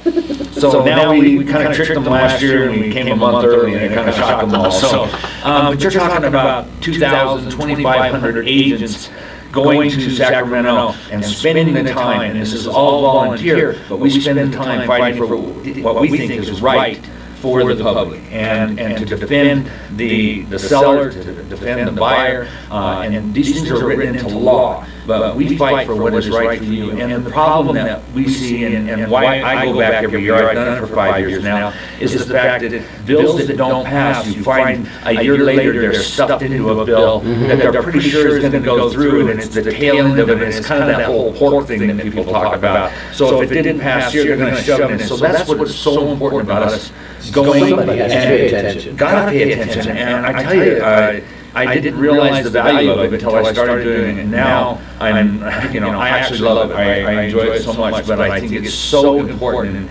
and to educate everybody in this. But people need to understand, you always hear the little dig about, they don't do anything for their money. Why do I pay an agent all that money? Well, that agent does a lot, and part of it is that money that we make, we put back into the system. We put it in there and pay for these things that come up to the surface so that we can fight for what's right for the public.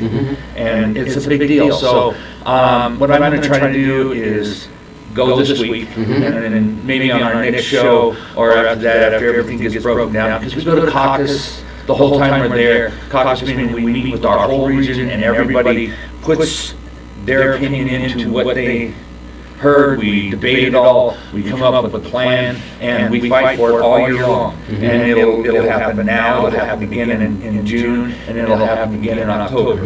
And at the end of the year, we vote on everything. What we feel is right for the public, what we feel is right for agents. It's just risk management, pro standards, land use and environmental impact. All these things are something that we deal with on a regular basis. So, I just want to be able to bring that back to everybody and start early in the year and kind of get them an idea of what's going to take place all year and how hard we do fight for them. Outstanding. Well, the local board gets input from local realtors. On issues that come up, and that goes to our committee people, and then you guys go to the division, and then the division passes it on to... Well, it becomes... Believe it or not, we have lobbyists that are in the legislature every single day. CAR, California Association of Realtors, is actually set precedents for just about everything that happens on the national level. Everybody looks to California. And exactly. And so we usually step out first. And then if it works in California, then it'll be spread throughout. But we actually have 2 NAR events, which is National Association of Realtors. So what we learn and fight for in the beginning here, this is a CAR event that I'll go to, we will come up with a footprint, for a lack of better, of how we are going to fight for the year. And then what we believe in, we present to NAR. Right. So we actually go from CAR, California Association, to NAR and present our opinions to our peers there, and just kind of come to an understanding throughout the year as to what kind of bills we're going to support, what kind of laws that we think are good for California, plus good for NAR. Tim Brigham is our rep for NAR. He's done a phenomenal job in the past, and he stays very much on top of it. So he is our representative, our voice, if you will, for NAR through our region. So it's a long process. It's a big process. It's never ending. Never ending. Exactly. It's Because never it'll happen now. Yeah. We will fight hard this year, and the things that kind of we either put on a stay situation, they will hold them over for another time. But we have to always have eyes on it. So a good example is kind of our $150 that we do for the cost of business.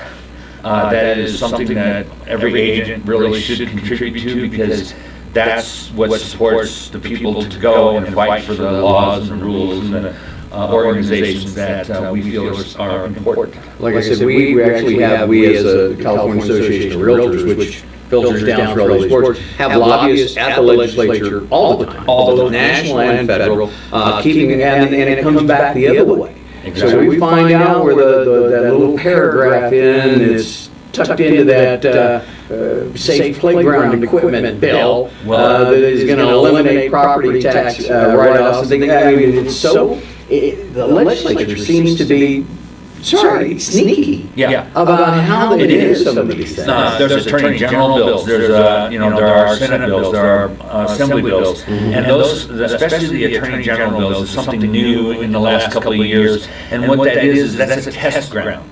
Okay, so they put an Attorney General bill out there, and then they get all the negative input on it, and so the things they know are going to be a problem, they will pull that bill, so it'll never go to Senate or Assembly, and they'll tuck it in behind another bill that they know is going to go through, or let's just say, for instance, back when we were trying to get tax credits for California, okay, in order to get those tax credits for California, we also had to pass another part of that was going to be kind of not to anybody's advantage. They were just tagging it on. So it didn't happen. And we went a year without that.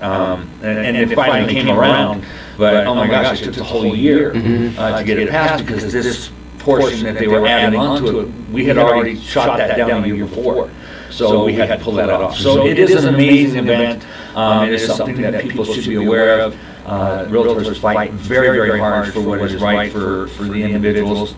And I think we need to get more credit for that. So that's why I want to present it. Again, part of our pledge is to protect the individual property rights of the citizens. So if you are a realtor, get involved with your legislative committee. Make sure you pass along anything in. If you're a consumer, feel free to talk to a realtor about what's going on with the laws and things, because we got to keep up with it. Thanks, Dan. We'll see you when you get back. I'm acting like he's gone for a long time. We'll be back in just a minute. Don't go anywhere. There are things in life that cause us to hesitate. But once we do them, we're overjoyed that we did. Markets are changing, and interest rates are still low.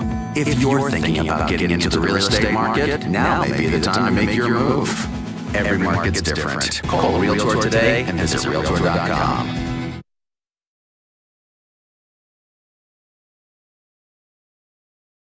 You know, for real estate agents, there's not much financial security. When the only income streams are taking listings and making sales, agents tend to live paycheck to paycheck, spending their commission in advance and rarely saving for the future. You're only as good as your last transaction, and when you stop selling, your income stops flowing. But all over the U.S. and Canada, real estate professionals have discovered an additional revenue stream that fills in the gaps between closings and gives them a financial future that has never existed in real estate before. This new revenue stream is called sponsoring, and it's made possible by Exit Realty. Through sponsoring, agents earn residual income by introducing other agents to the Exit system. It's not a multi-level scheme. It's a proven single-level system that works a lot like it does in the music and insurance industries. You do the work once and get paid over and over again. For example, Mary is an agent with Exit Realty, and John is an agent with another brokerage. Mary thinks that John would enjoy working at Exit Realty too, so she introduces him to her broker, and he is hired. At Exit Realty, he will immediately start on a 70-30 commission split. That's 70% to him. As a reward, Mary will instantly receive a residual bonus paid by Exit Realty Corp International every time John closes a deal as an Exit Realty agent. Mary's bonus is the equivalent of 10% of John's gross commissions. And Mary's bonus doesn't affect John at all because it isn't paid from his 70%. So if John is producing $50,000 a year, that's a realistic annual income. That's an additional $5,000 every year in Mary's pocket. That $5,000 quickly grows to a much higher number when you start multiplying it. If Mary sponsored, say, 10 people into Exit, all producing $50,000 a year, that's an extra $50,000 a year on top of her own commissions. Now imagine Mary's bank balance if John earned $75,000 or $100,000 a year. It sure adds up. By the way, when John's commission hits $100,000, his commission increases from 70% to 90%. The money is flowing everywhere. The great thing about sponsoring with Exit Realty is that when Mary decides to retire or take a break from real estate, her 10% residuals automatically turn into 7% retirement benefits. Finally, a real estate company that cares about your retirement. For as long as the agents that Mary sponsored continue working at Exit Realty and are closing deals, Mary will continue receiving the equivalent of 7% of their gross commissions. Plus, when you join Exit Realty, you designate someone special as your beneficiary, and should anything happen to you, all of your sponsoring residuals instantly turn into the equivalent of 5% beneficiary benefits, so your loved ones are taken care of.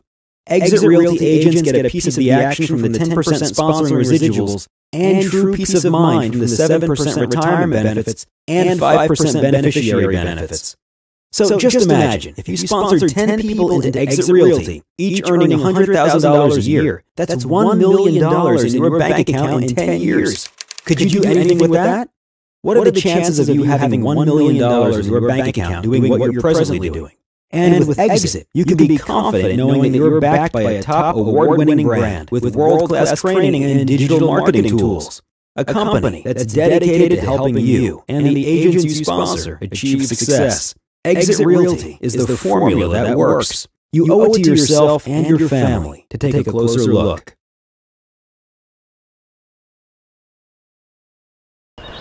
Well, welcome back. We're here with Rick Hackney this morning. Good morning. Good morning. How are you? Very well, thanks. It's actually afternoon when we're shooting this. In case you can't tell from the weather, it was snowing just a second ago. Yes, sir. So we got a little bit going here today.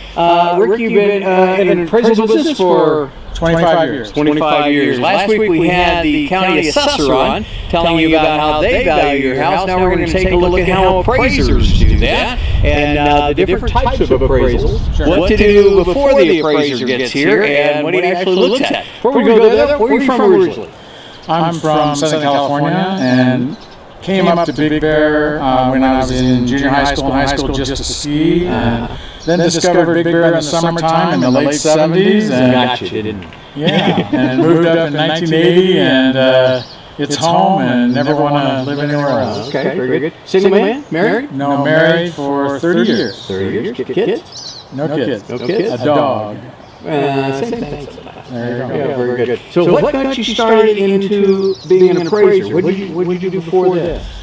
Well, I came to Big Bear with a real estate license, having never sold real estate, and sold real estate for 4 years in the early 80s, which was a tough time to sell real estate. Interest rates were 20% and higher, so it was a tough time to break in. And so I started looking for other things to do, owned a couple of small businesses, but I really liked real estate, and I had invested in real estate for myself along the way. So the opportunity came along in 1989 to become an appraiser, and I went for it and just loved it from the very beginning and enjoy it up to today. What's that process like? How much schooling is there involved? Well, now there's quite a bit of schooling involved. I think to have the appraisal license I have, it requires a bachelor's degree. When I became an appraiser, it was prior to licensing by the state, and there really were no requirements other than the lenders had to accept you as an appraiser. So I was fortunate to have a mentor who was already an appraiser, and he taught me along the way. Okay. Now, you said the type of license you have. So obviously there's different types of appraising license. Yes. Real quick. There's two, actually 3 California residential licenses. There's a trainee license. There's what's just called a license, and then a certified residential appraisal license, which is the highest residential license, allows you to appraise anything residential. Then one more license is a general, which does residential and commercial. Okay. I have the certified residential license. All right, very good. And how many appraisals do you, well, it depends on the market. I was going to say, how many can you do in a day? Well, inspections can probably do 4 or 5 a day. The inspection is usually the quickest part of the appraisal. The researching the sales and writing the reports is the longer part. Right. Okay, so now there's different types of appraisals. Generally, people get an appraisal when the bank needs to know how much they can loan you. But what are the other types of appraisals? Well, the people will need an appraisal if they're getting a divorce, or if they own real estate with more than one party and one of them wants out. We'll do appraisals for them to help them set a value to split up the equity. In recent years, property taxes have been high because they were based on purchase prices in the good years, and so we've done appraisals to help people with tax appeals. People with trusts and estates often need appraisals and have to update those trusts and estates once in a while. And what about the one like we're going to look at today? If they're just getting ready to put the house on the market and they want to get a real good idea of what it's worth. Right. We'll get calls frequently to come out to a person who either has their house on the market already and it isn't selling, and they want to know why. Maybe they're listed too high, or somebody's just considering putting it on the market and they want another opinion, an impartial opinion. Because realtors, even though we do our best to give them a market value assessment, it's not as in-depth as what you give them. Right, and sometimes these folks will have called 2 or 3 realtors before they call me and gotten 3 numbers that have quite a wide spread, so they want some help figuring out where they belong. Right. And why is it, just one quick one, then we'll get to the house, why is it with most, when you get an appraisal for a bank, it's so close to what the loan amount is? Because that's all the bank really wants to know, isn't it? Yeah, that's a good question. One we're asked quite a bit. When an appraiser is gathering market data for comparables, we find some that are better than the subject properties, some that are not so good, some are larger, some smaller, so we make adjustments to those.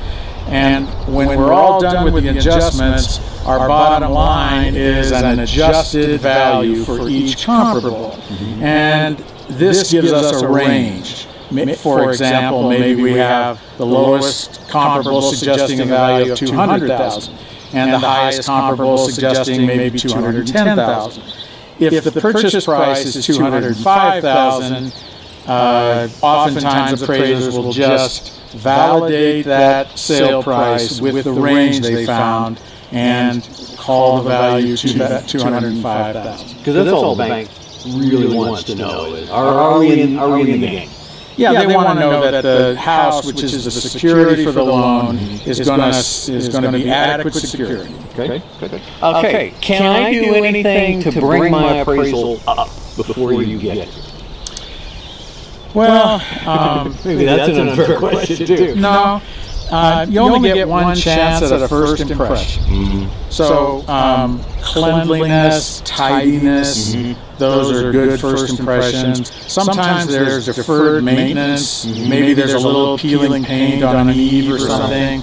You can touch those things up. Maybe there's some loose deck boards. You could nail those down. So really, I think you want to look to see if there are any minor repairs or deferred maintenance that you could address, and also just make sure everything's tidy and clean. Kind of the same thing you want to do to get the house ready to sell. Exactly. Okay. All right. Well, let's take a look at what you look at when you're doing an appraisal. Okay. Start outside or inside? I start outside and start with exterior photos. We take photos of the front and the back. Lenders want photos of the sides of the house. Some lenders want photos underneath the house, the crawl space, any outbuildings you have, sheds or detached garages, they want photos of that. Anything unusual, maybe a special landscape feature like a recirculating pond or stream or something. So that's what we do on the outside. So this is an example of a landscape feature that we find that is over and above what we typically find in the bigger area. Some of the other things that we do on the exterior inspection, we're looking at the condition of the property. Does it have peeling paint?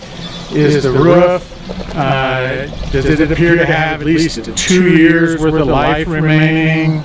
And lastly, we measure the house because a sketch is part of the appraisal. And once we get inside, we'll put the rooms in the sketch, and when we get back to the office, calculate the living area for the house. Okay, so that was the outside of the house. Now we go inside. What do you look for here?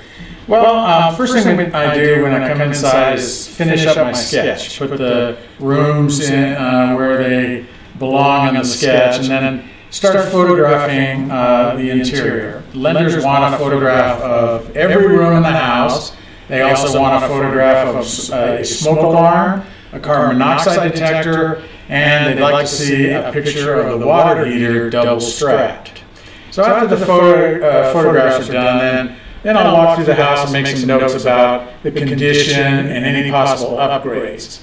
As an example, this house was built in 1987, and over the years it has had a few upgrades. The carpeting's been replaced, the flooring's been replaced with laminate. If we go into the kitchen,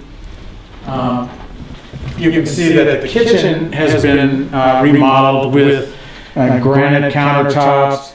Most of the appliances have been changed out to stainless steel. You can see from here.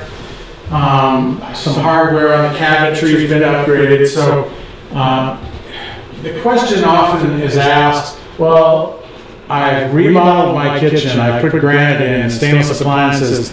Does that matter in an appraisal? And the answer is yes. This house built in '87 has an actual age of 24 years. But when you take into consideration some of the upgrades, the granite, the stainless, the laminate flooring, it's going to reduce that actual age. We call it effective age. So this house might have an effective age of perhaps between 15 and 20 years. What's that do to my price point?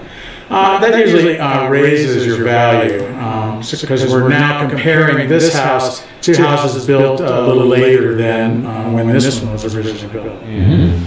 So now we've completed the interior inspection, taken all the notes about the various features of the house, and now it's time to really go to work and go back to the office, gather the market data. And one question that we're asked quite a bit is, what is a comparable?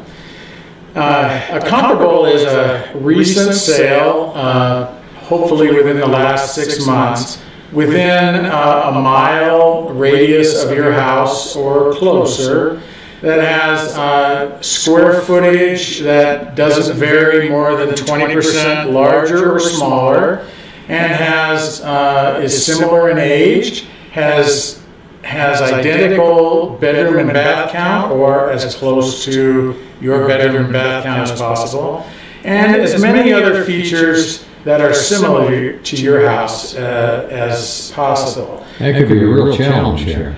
Yeah, it's a challenge in a resort area where you have large and small, old and new next to each other. One question I get asked occasionally is, I'll be inspecting a house and the homeowner will say, well, this house right across the street that's 1,000 square feet just sold for $200,000. Now that's $200 a square foot. Now my house is 2,000 square feet, so am I right in thinking that my house would be worth $400,000 using $200 per square foot? And the answer is basically no, because appraisers don't appraise property by dollars per square foot, and this house across the street that's half the size of the one we're appraising wouldn't be considered a comparable because it's quite a bit smaller, and probably the room count doesn't match either. So, and that's not an arbitrary decision you make. That's laid out by the banks or who? Correct. The lenders set guidelines for appraisals, and so in order for we follow those guidelines in order to satisfy their needs, and they're the ones who are lending the money, so they get to make the rules. That sounds like an age-old axiom, Mary. Yeah, right. And how are you hired as an appraiser? Do you register with certain banks, or I mean, how does somebody find you? Well, these days, appraisal management companies have rosters of appraisers for various neighborhoods. And so when a bank needs a appraisal, they are usually employing one or two of these management companies. And they tell them where they need an appraisal, and the management company looks at their list and probably has 4 or 5 appraisers to choose from. And these days they're required to spread the appraisals around. In the old days, lenders had favorite appraisers, and oftentimes one appraiser would get all the work from one lender. But those days are over. The rules changed about 7 or 8 years ago, and now we have appraisal management companies making the appraiser selections. Just a couple more questions. How important is it to have somebody who's familiar with the area? I mean, because we hear of appraisers coming up from Orange County. Sure. Well, it's very important because Big Bear is a unique area, just like Long Beach or Riverside are unique areas. I wouldn't know I wouldn't have any idea how to appraise in Riverside or Long Beach. An example of some of the unique things we have in Big Bear, you can have a house close to the airport, close to the runway, and it has some adverse influences from the airport. And just 2 or 3 blocks away, you can be on the other side of the boulevard. You can have nice residential areas without that kind of noise influence, or 3 or 4 blocks in the other direction, you could be up in a nice rolling hills terrain area with larger lots. So if an appraiser from out of the area were just following guidelines that say you need comparables within a mile radius, he could be looking at areas that aren't really competing with his subject property. So local knowledge is very important. And what can you do finally as a consumer, if I'm the guy getting the loan, do I have any say in my appraisal? I mean, can I tell the bank I want another opinion or anything like that? I mean, how much control does the consumer have? I think they do have some control. The best time to do that is to be proactive and do it early on. If you wait until the out of the area appraiser shows up at your property, it's probably too late. But if you, in the beginning process, if you make it clear to your loan officer or whoever's assisting you with your paperwork that you want to make sure that the appraiser has local knowledge, and in Big Bear, the best way to at least try to assure that is request that the appraiser belong to our local multiple listing service. It's a closed multiple listing service, and while many appraisers do belong to it, there are several appraisers who appraise in Big Bear who don't. And this is important because we did a little research to see just how many sales are reported through some of the other listing services, and we were missing as many as 40% of the sales if we weren't including the data from the local multiple listing sites. That's substantial. It is. Yeah. So, well, thank you so much. Appreciate you letting us tag along today. Want to give yourself a little plug? How do people get in touch with you if they want to? Well, I'm in the phone book. I'm on the internet, hackneyappraisal.com. The phone number is 866-4225, and if you have any questions, I'd be more than happy to take your phone calls and try to answer. All right. Thank you so much. This has been Rick Hackney, Hackney Appraisal Services, right here in home in Big Bear. Thanks. Thank you.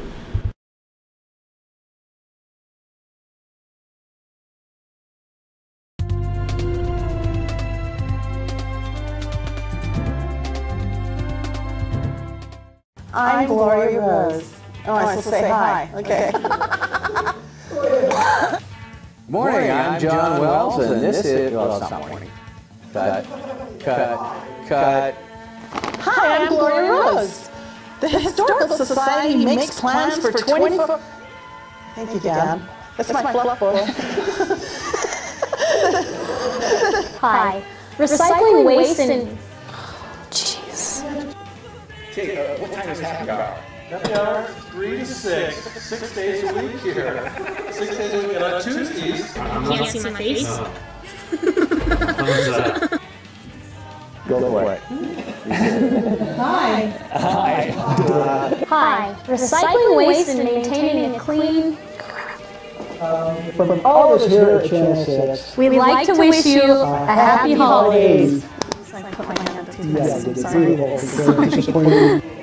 Say, Charlie, what time is happy hour?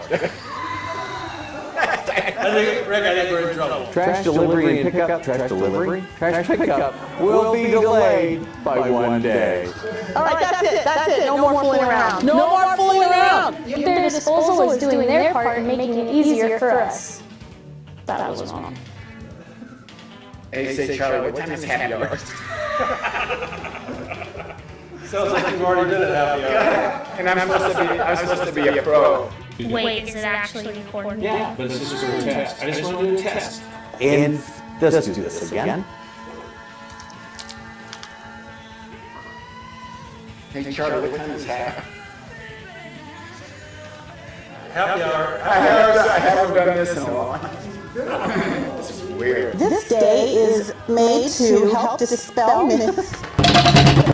I hate that. All right, okay, that's it.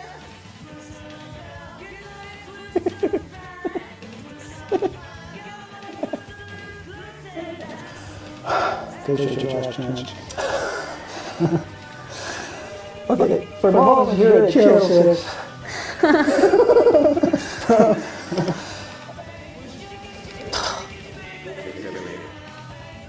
You ready? I'm having coffee. I need this coffee.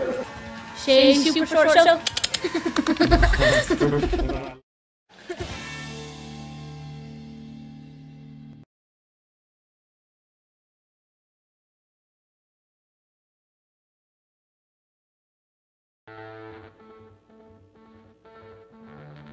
Welcome back to Good Day Big Bear. Thanks for staying tuned with us. This is Dan Bathurst. Good morning, John. How are you today, sir? Unbelievable. We're always unbelievable. Hey, do you have any New Year's resolutions? Not yet. Not yet? It's not close enough yet. I'm the last minute guy. This is it. This is the last minute. This is it. You got, you got about 36 hours. Everything I do, I have to confirm with my wife, so I make sure that I run it by her first before I ever open my mouth.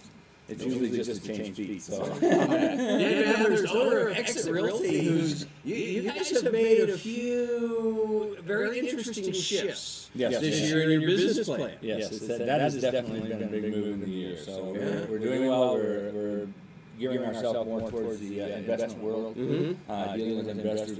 We're a firm believer that Big Bear is definitely going to be a good investment priority for people in the future here in Southern California, and all over the United States. So we're gearing ourselves up to bring people into the community and start looking at the investment world. Well, it kind of always has been. Yes. Because it started off as that summer retreat, and then the campsites, and then, you know, and there's what, we're capped out somewhere in the neighborhood of 32,000 dwelling units here? Yes. Because we're surrounded by national forest. Exactly. It gets so big. So limited supply and increasing demand, that makes good. Like to see it go back to tearing them down and rebuilding them. Everybody agrees. I know. Like those little cabins gross stuff. stuff. I love all those. You know, Yeah.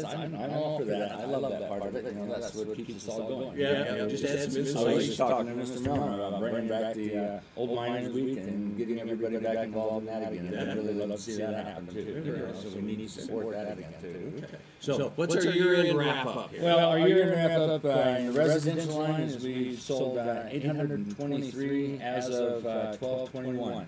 Okay. So that's based on a little weak side, but we are turning around. We've sold close to another 20 escrows this week, so we are keeping a steady pace on 20 a week. So you know that's an improvement over where we've been. And last week you mentioned that, because I was thinking that was like maybe a 6-month backlog on escrows.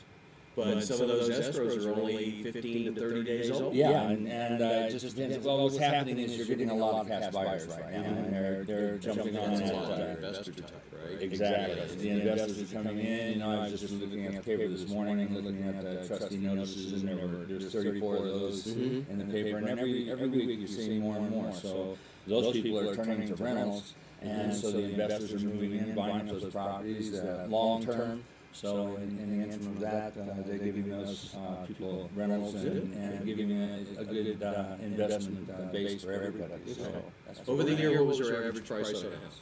Average price on a house was $224,000 was the average. It ranged between $224 and $250. So it has been dropping. We're $6,000 less than we were a month ago. So it is still dropping. We figure probably another. By the end of 2012, the stats are showing that by Zillow and The Economist, they reviewed over 100 economists, and they're saying that by the end of 2012, we'll start seeing some sort of a turnaround and a little bit of an increase in the by the end of 2000. By the end of 2000. This is the buyer's market right now. This is the buyer's market now. It's a great opportunity for everybody, especially first-time buyers. Now, I noticed following the stuff, there were some things that would come on the market and they're gone in like a week. And then there's others that are on there for quite some time. Well, you have to understand that as realtors, our job is, you know, we basically stay in touch with a lot of people. There's a lot of people out there looking at that lower end market. So the lower end market, we all have a portfolio of people that we contact immediately. When I get this call. Absolutely. And they're ready to jump. And most of those people have cash in their pocket and they're ready to go. They don't have to wait for the approval. They don't have to go to the bank. So they're sitting on their money and they're ready to invest. Does that mean that somebody that does need to make a down payment, finance a house, they couldn't really get into the investment side of this? They couldn't pick up just one little second home to have? Oh, not at all. There's a lot of opportunity out there in the lending market right now. Everybody has to change, you know. So the lenders are changing their way of qualifying people right now. So we are getting better programs. You know, I mean, they're actually qualifying people. They are actually qualifying. I know. It's been a real tough time in this business. You know, there are a lot of great agents in this valley. You know, and we all hold the same amount of frustration. You know, it's the idea that you get clients. The lenders have really been tight, and you know, in some cases you have to think about it. If the market is declining, lenders are going to be tight. They're not going to reinvest their money into a declining market as well. So to qualify is a little stronger. But there are also people out there with money that have just been waiting for things to taper off a little bit, which is doing now. We're getting a little better on that low end. You know, if you guess wrong, you don't have far to fall. On the higher end, you know, it's a little bigger risk and a little tougher opportunity. So yeah, 10% variable in a $80,000 home is a lot. It's a lot. When $8 million home, it's a big lot. That's exactly correct. And that's what's holding people back. And so those investments on that low end, those will also keep that profit margin coming back in where they can. It's in a reasonable rent range where they can invest in that property, turn right around and rent it. So it's a good program. All right. And you mentioned foreclosures a couple of times. What do our stats look like on that? Our stats on foreclosures, we've done on short sale and foreclosures, both 406 for the year. Is that part of that 800 number? No, it's on the residential. So it's total like 1,200 sales. Exactly. Okay. So and you include these, when you look at this, that's a cross-property stat. You have a difference. We were just talking about time on the market. You've got 118 days on the market for your residential. You've got 101 days on the market for your short sale and foreclosures. And then you look at your lots and your property, and they're over 200 days on the market because that's a slow going. There's not a lot of money out there for people to build. Buy a lot and then rent it next month. Well, yeah, not only that, you can buy a house right now cheaper than you build one. So that doesn't make sense as well. How many lots did we sell last year? 62. And those were mostly large properties. So the average property sold last year was about 14,000 square foot. So that's a good size property. And not a lot. And then maybe at some point we can go into what it takes to build on a smaller lot right now. And there's a lot of restrictions in that, especially in the Baldwin Lake area and everything. So people just aren't interested in doing that when you can purchase a home cheaper than you build. Okay. For a first-time investor, not buying my primary home, I'm looking to buy something to maybe use occasionally for the family, rent it out a little bit, or maybe even a full-time rental. One key thought for going into the new year.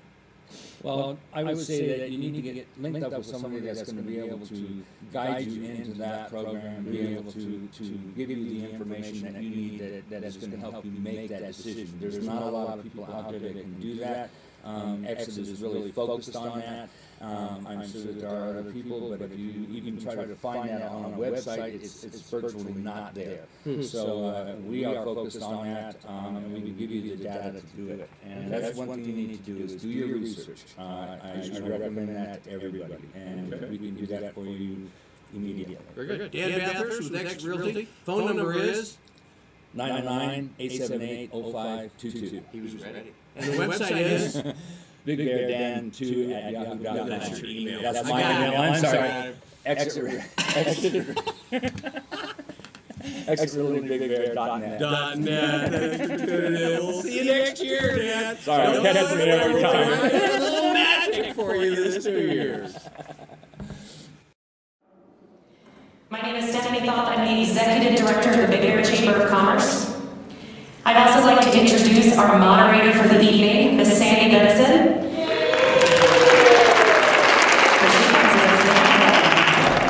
So Sandy is the Assistant General Manager of Mountain Transit. She also sits as a Director on the Big Bear Chamber of Commerce's Board of Directors and co-chairs the Economic Development Committee with Linda Carrucuti. If I can have everybody please stand and remove your hats for the Pledge of Allegiance. I pledge allegiance to the flag of the United States of America and to the republic for which it stands, one nation, under God, indivisible, with liberty and justice for all. Thank you. On behalf of the Chamber, I'd like to thank Community Church for hosting us this evening, the Lighthouse Project, and candidates for their participation, and our community members for joining us tonight. And at this time, I'm going to turn the mic over to Ms. Sandy Benson to read off the headlines. Good evening, everyone. Can you hear me? Can you hear me now? I have to hold it. Can you hear me now? Okay, before we begin, may I ask that you please silence your cell phones? Thank you. This forum will be conducted according to specific guidelines drafted by the Chamber. I ask for your attention as I read these guidelines to you now. The Big Bear Chamber of Commerce is a nonpartisan organization. The forum tonight and next Thursday are being presented as a public service to the community. The forum is being video and audio taped and will be accessible for viewing on the Chamber website and the Chamber YouTube channel after the forums. The forum format will use a question and answer format, which means no follow-up questions or rebuttals will be allowed. Candidates who could not join us tonight were invited to submit a written 1-minute statement. I don't believe we have any statements. Okay. Candidates are seated in alphabetical order.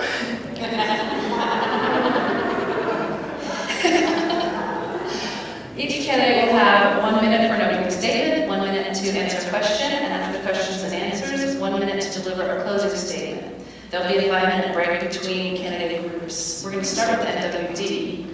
Audience members are encouraged to be respectful of the candidates and each other. Personal attacks on any participants in this forum will not be permitted. Professional conduct is expected of all in attendance tonight. Questions from the audience will only be accepted in written form. Write your question on the provided card. Hold the card up and a volunteer will take it. 1 question per card, please. If you need more cards, volunteers will bring them to you. All audience questions will be reviewed for relevance to avoid duplication and to assure adherence to the guidelines. So I'm going to review our timing guidelines. To ensure fairness and to keep program on time, the timer will hold up 3 cards as they answer. The green card will show 30 seconds remaining. The yellow card will be shown 10 seconds remaining. And the red card will be shown when a candidate's time is up. If a candidate continues to speak after the red card is shown, the bell will be rung to indicate time is up for that answer. And it's really annoying, so let's not go over it today. Okay. All right, so we only have 1 candidate. I'd like to introduce Frank House and give you your time for your opening statement at this moment. Thank you. Everybody hear me okay? Yes. I feel like I should be standing up. Anyway, I am the incumbent for District 2 MWD. That's the lake, by the way, of the water department. A lot of people get confused about that. I was appointed. Marianne Lewis had left that position, and basically they seemed fit that I sit in that spot because I attended most of the meetings as I did this one. So, that being said, I feel that I am the next candidate or the next person that should be there for another 4 years. I enjoy what I'm doing. I like hustling questions out of the grocery store from you guys, especially Mr. Castillo. He's over in the garden section quite a bit. So, I think that's about it for me. Thank you, Mr. House. So we have currently in front of me, I have 5 questions for you, and if what audience does want to bring any questions up to me during this time of the day. A water agency collaboration has proposed a water sustainability project. What can you tell us about this project? The GST was started probably 4 or 5 years ago by Reggie Lamson at DWP. And it was an idea that he spurred, and it's to take our about 2,200 acre feet of borrowed water and return it back into the valley. And there's a lot of credits for that for MWD and for us. It acts as like an insurance policy for us. So we don't understand the actual technical terms of what we're doing. It's an insurance policy for all of us. So very much for it. Thank you. Second question. With lake levels at an almost historic low, what's your position on dredging the lake? Our mission statement is pretty simple. It's recreation and safety for the recreation people and wildlife. If you stay in that guidelines, the water will come. If we look at the 100-year chart, it will return. I can't guarantee it, but history repeats itself. So it's all kind of keep our fingers crossed. Thank you. If you're elected to the seat on the board, what do you consider to be the most pressing issue? Water level. Mostly sustainability, and the staff so far is just outstanding. I get to travel around the United States a little bit, RVing, and I take the luxury of stopping by every hatchery that says hatchery on the side of the road. So I get to see all the different waterways, spillways, lakes, different areas, and we're really in actually good shape for Southern California. So hats off to our staff. They're unbelievable what they're doing with the pH of the water and the amount of water we have to work. Thank you. Making good decisions and having integrity are two important traits for any board member. Does your personal history reflect those qualities? Oh, absolutely. Can you give examples? Integrity, follow-up with the phone calls, or when I do meet somebody new that doesn't understand that we're not the water company, we actually run a lake. Integrity, that's a word of the past. You can't hardly even find it on your phone anymore. I believe in showing up to all the meetings, if you want to or not. It's just part of our candidacy. Okay? And you have to be there for the good and the bad. Thank you. This is the last question. Will you have any known conflicts of interest by serving on this board? By that, they asked, do you own companies or land or represent others that may create a conflict of interest for you? Not that I'm aware of. I have no other agenda than to speak with the people. I don't own a marina, or I don't have any stock in any land or anything in a nearby area. So my agenda is with people. Basically, I like to fish. Thank you. So I don't have any more questions for you. Would you like to present your 1-minute closing statement at this time? Sure. I have something written here, and it's, I don't know, you guys have probably already read it in the newspaper or someplace, but you folks need to know that the staff is doing a wonderful job over here at the lake. It's tough. When the water level is so low, people get grouchy, all right? You can't put their dog in a certain spot. You can't launch in the high spots. There's a lot of work that the staff does and the directors to make sure everybody stays safe. The water levels will come back eventually, okay? Also, vote for the GST, for the Groundwater Sustainability Program. It's a little expensive if you were to weigh out like a fishing trip. It's expensive for the gallon, okay? But it's an insurance policy for us all. It's toward the 40 to 50 years down the road when we don't have this ability. That's about all I have to say. Thank you. I appreciate your willingness to serve, and that concludes our questions. Thank you, everybody.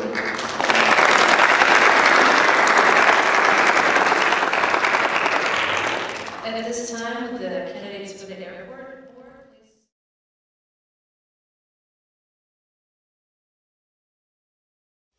This is all our money. Let me tell you about down payment assistance programs. Buy some trucks all day. I know a house with 2 gyms within a mile. I think I'm gonna need I'll negotiate a washer and dryer. We've never done this before. I'm here to help. If they trust you, I trust you. California real estate comes with a lot of questions. The first one should be, who's your realtor?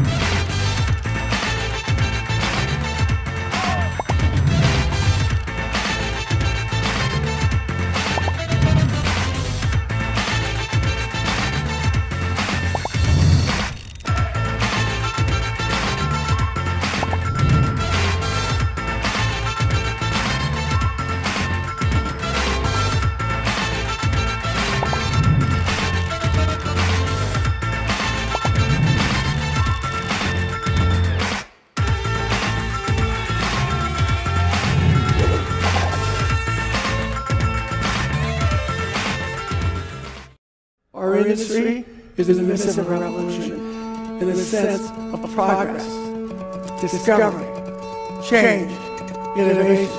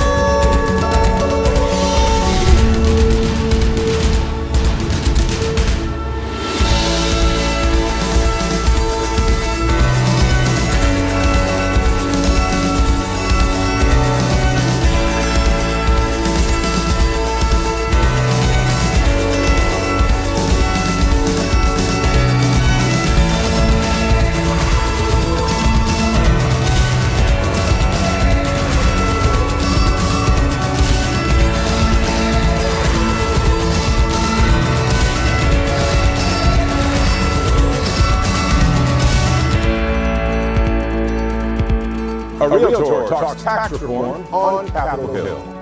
Today we're discussing coming soon listings.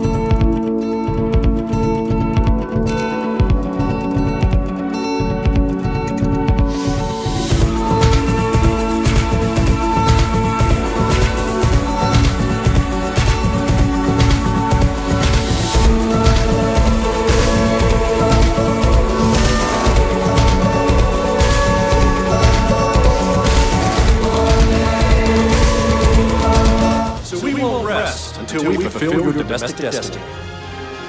I mean, we'll sleep. But not that sound.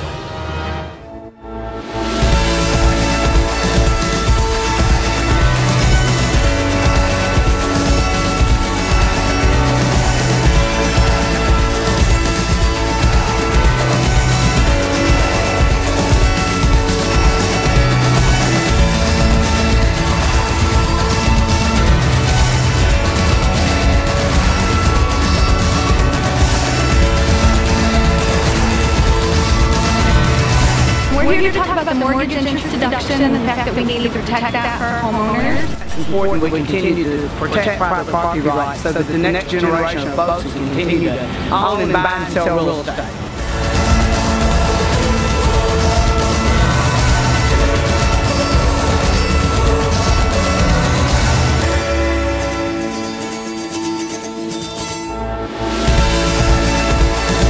Thank you so much for helping us and helping homeowners like us to enjoy the American dream. This is an exciting day for the National Association of Realtors. Bob Goldberg has taken over the reins as our association's new Chief Executive Officer. I promise you, Emil is well positioned to lead this industry into the future.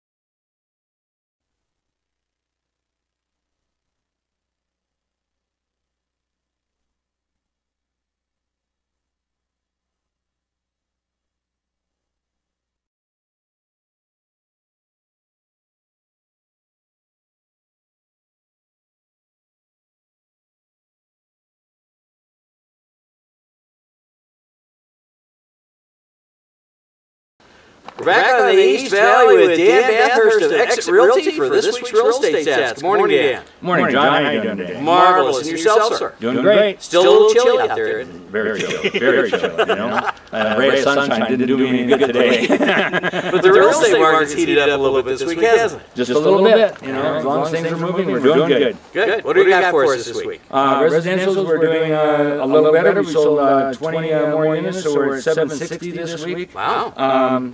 20 closings this week? Pardon me? 20 closings this last week? 20 closings this last wow. week. So that's a good improvement. Yeah.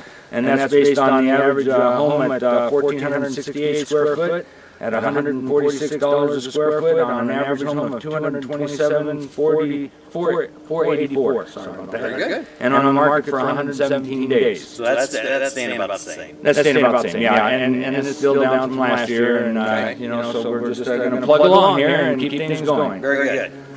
We'll go on to the short sale and foreclosures. Okay. And we're at 371. That's up 11 from last week.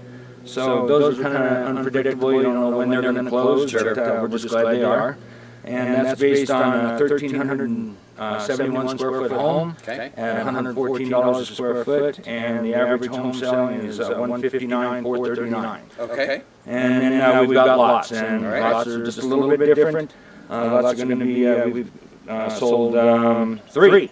So that's a good move for lots, and that's based on 14,644 square foot at $11 a square foot, and the average sale is $82,353. Wow, And that's on the market for 205 days. So. Appreciate that information. And again, if people want more than this, because there's a lot more stats out there, they can get in touch with you directly? Yes, they can get in touch with me at 909-878-0522, or they can contact me on my website at bigbeardan2@yahoo.com. Very good, very good. We've got a couple more minutes here. Real quickly, 30 seconds or less, can you tell us what is a short sale? A lot of talk about that out there. Basically, a short sale is an agreement with the lender that you're going to sell your home at less than what's owed on your loan. And it's the short part. That's the short part. It's an oxymoron because it isn't always that short. Okay. But it is getting better in the short sale market. Banks are understanding that they need to move fast. The idea is you're trying to close the gap of that deficiency. So basically, the idea is so you're going to get taxed on that deficiency. So rather than go to foreclosure where it could be a larger gap, a short sale is just offering you an opportunity to close that gap. Okay. And again, I know as a real estate agent, you're not giving us financial advice or legal advice or anything, just something to look at. Not at all. For your particular situation, if that's something you're considering, you need to seek legal counsel to find out what the particulars are for you. Okay. Because either way, pretty much in a short sale or a foreclosure, you're not walking away with any cash in your pocket. Not at all. Not at all. It's just a matter of trying to close that deficiency gap. As you know, the deficiency is forgiven for right now to the state of California, so you're just basically paying taxes on whatever that difference is. All right, very good. Well, thanks, Dan, and I guess we'll see you next week. Have a wonderful weekend. Thank you very much, John, and you do the same. All right, bye-bye. Take care.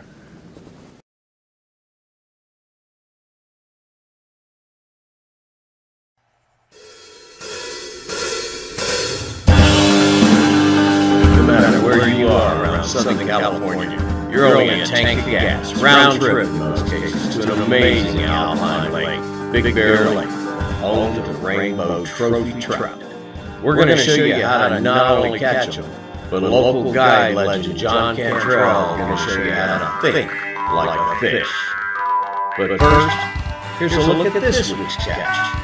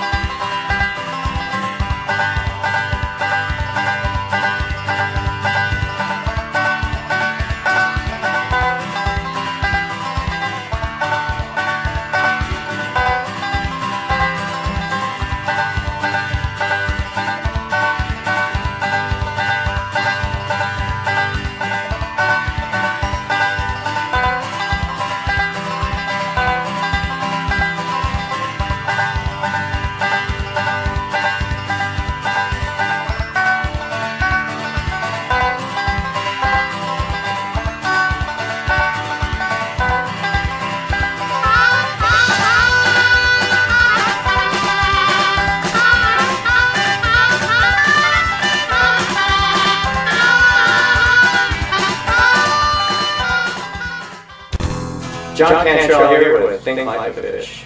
Wow, where did the summer go? It's like, well, we're here to the last big hurrah, which is Labor Day, just around the corner.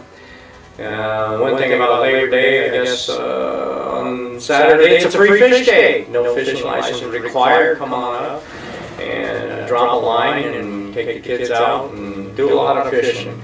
Fishing's great, and the catching might be a little slow. We're going to be sharing the water with all those jet skis, water crafts, and it's going to be kind of like a cork in the ocean. But the fishing will be great. You'll enjoy being out here with nature, seeing bald eagles and people going around on their water crafts and stuff. But anyway, make your reservations, get on up here. So what's going on with the rainbows? Well, being kind of slow. It's like they flip a switch and then they'll be back on again. One day it'll be a morning bite, next day it'll be the evening bite, so it's kind of difficult to try to figure out what's going on out there.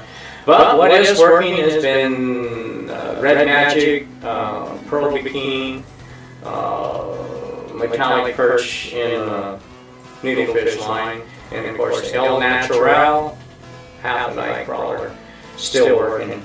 And depths not to penetrate, probably not much more than 15 feet. Trolling around, the fish have still been running pretty shallow, anywhere from that 3 to 4 foot on top water. Hey, I've been flatlining a night crawler up on top, paid off for an 18-inch and a 20-inch the other afternoon. No, I guess it was the other morning, I won't lie to you. Like I said, it goes back and forth. It'll be a morning bite, afternoon bite, but the other day was pretty good on the top water. And it's just nothing really consistent about it. It's kind of like a lottery. Your warm water fish, your largemouth bass, your smallmouth bass, starting to figure out that maybe winter's going to be coming here, and they're starting to get a little more active along with the crappie and the bluegill. We did get a plant of bluegill, and we've seen some activity on the bluegill. It's just trying to find a junk pile that they're hanging around. Well, water levels are down 16 feet 10 inches. Won't be long, we're going to hit that 17-foot mark. It looks down there at the dam. You can see part of the old dam now. When it was completed in 1884, 52 feet down by the boom line. So, yeah, hopefully we'll get some water this winter. It is what it is, and we just have to deal with Mother Nature and whatever she ends up giving us.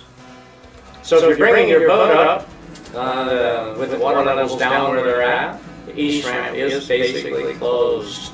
The west ramp is going to be kind of a mess, parking and getting your boat in the water, wait your turn, get it in. Once that parking lot fills up, hey, they're using Captain John's. He's got a lot of area over there. It's not too far away.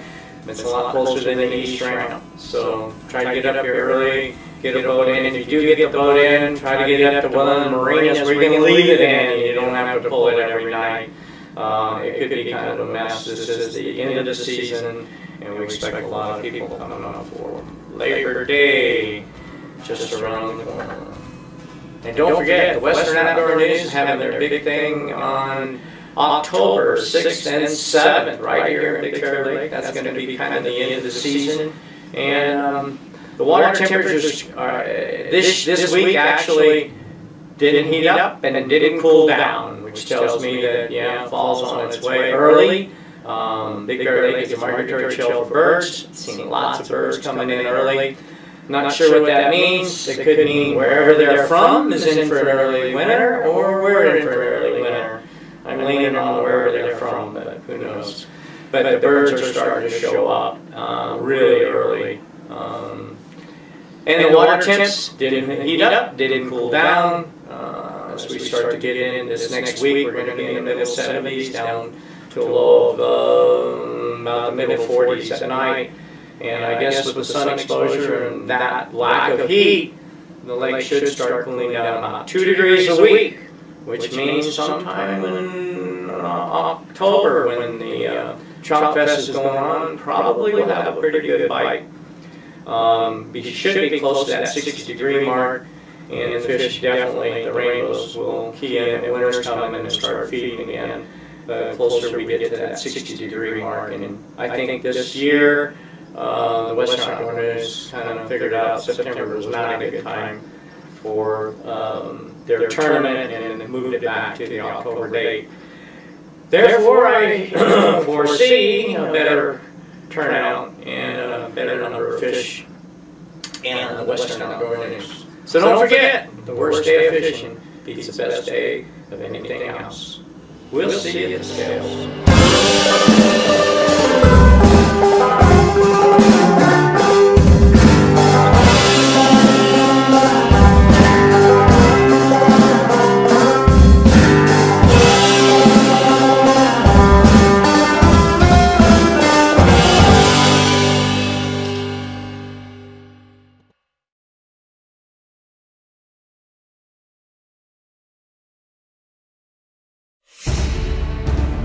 No matter which side of a real estate transaction you're on, buying or selling, all anyone needs is a little clarity. Exit TV. You don't have to like it, you just have to know it.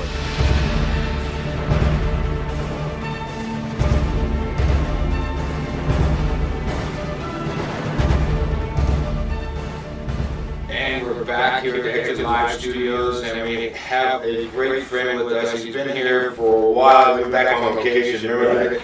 He's always come and always has a great bit of information. We do have Tom Benetto. That's right. Hey, I always get it right. He is a lending coach, so you know, and I brought him in today because we really wanted to talk about interest rates. You know, all the news out there right now is about interest rates. Or, oh, what does that mean to me? And you know, me and Tom talked many times about a lot of things about interest rate. And this came up. I said, man, why don't you just come on down today? And so let's start off by like, what's an interest rate? Sure. The interest rate is what borrowers pay for money. Okay. That's all it is. I mean, money's not free, right? If you want to get money, you're going to charge a percentage. Any lender's going to charge a percentage of that money to get a return. Yeah, it's a money game. Right. You know what I mean? So, with interest going up, is there a reason why it's going up, or? No, it's a good question, actually. I've been asked that a lot recently. Yeah. And what we're seeing in the marketplace, actually, is a bunch of good news. There are three main reasons why I think interest rates are going up. Okay. First of all, is that economic good news, right? We've seen real wages increase for the first time in about a dozen years. I know. It's great stuff. So that's putting more money in people's pockets. Yeah. And they're having a tendency to spend on that, which is good news. Corporations also are making record profits, and they're passing that back. You'll see a lot of that, right, to their employees. Yeah, we're seeing the bonuses, we're seeing things come out. So this is more money into the economy, right, on the macro. That's exactly right. So we're seeing some good economic news. What happens then, though, that starts to put inflationary pressures on the economy. In this case, it's relatively slight, because we've had such limited inflation over this kind of long recessionary period. That's right. And so the Federal Reserve tried to spur economic growth by essentially making money very, very cheap. Okay. Yeah. Right? So in this case, we're now starting to see some inflationary pressures. And with inflation comes higher interest rates. Of course, it costs more money. There you go. So that's the first thing. Secondly, the Federal Reserve is undergoing a course called quantitative tightening. Now, that's kind of a technical term, but you might remember about 10 years ago, they started a program called quantitative easing, and they wanted to push money into the economy, and they did that by buying mortgage-backed securities and treasury bonds. Yes. Right? They did that, right? So they did 10-year notes, that's exactly right. So what they've been doing now, starting in October of last year, they started to limit their repurchases. So their balance sheet of these mortgage-backed securities and bonds are getting smaller. So that's changing the supply and demand curve in the bond market. So bond prices go down, so the demand is going down, and the yield goes up, and the interest rate falls as that yield. Okay, so usually a good gauge is like a 10-year note. Anyone that we do, you get a 10-year note. Right. Where do you see that going? Does that affect my loan? I'm a realtor, so you're a mortgage guy. Yeah. So let's talk about something we know.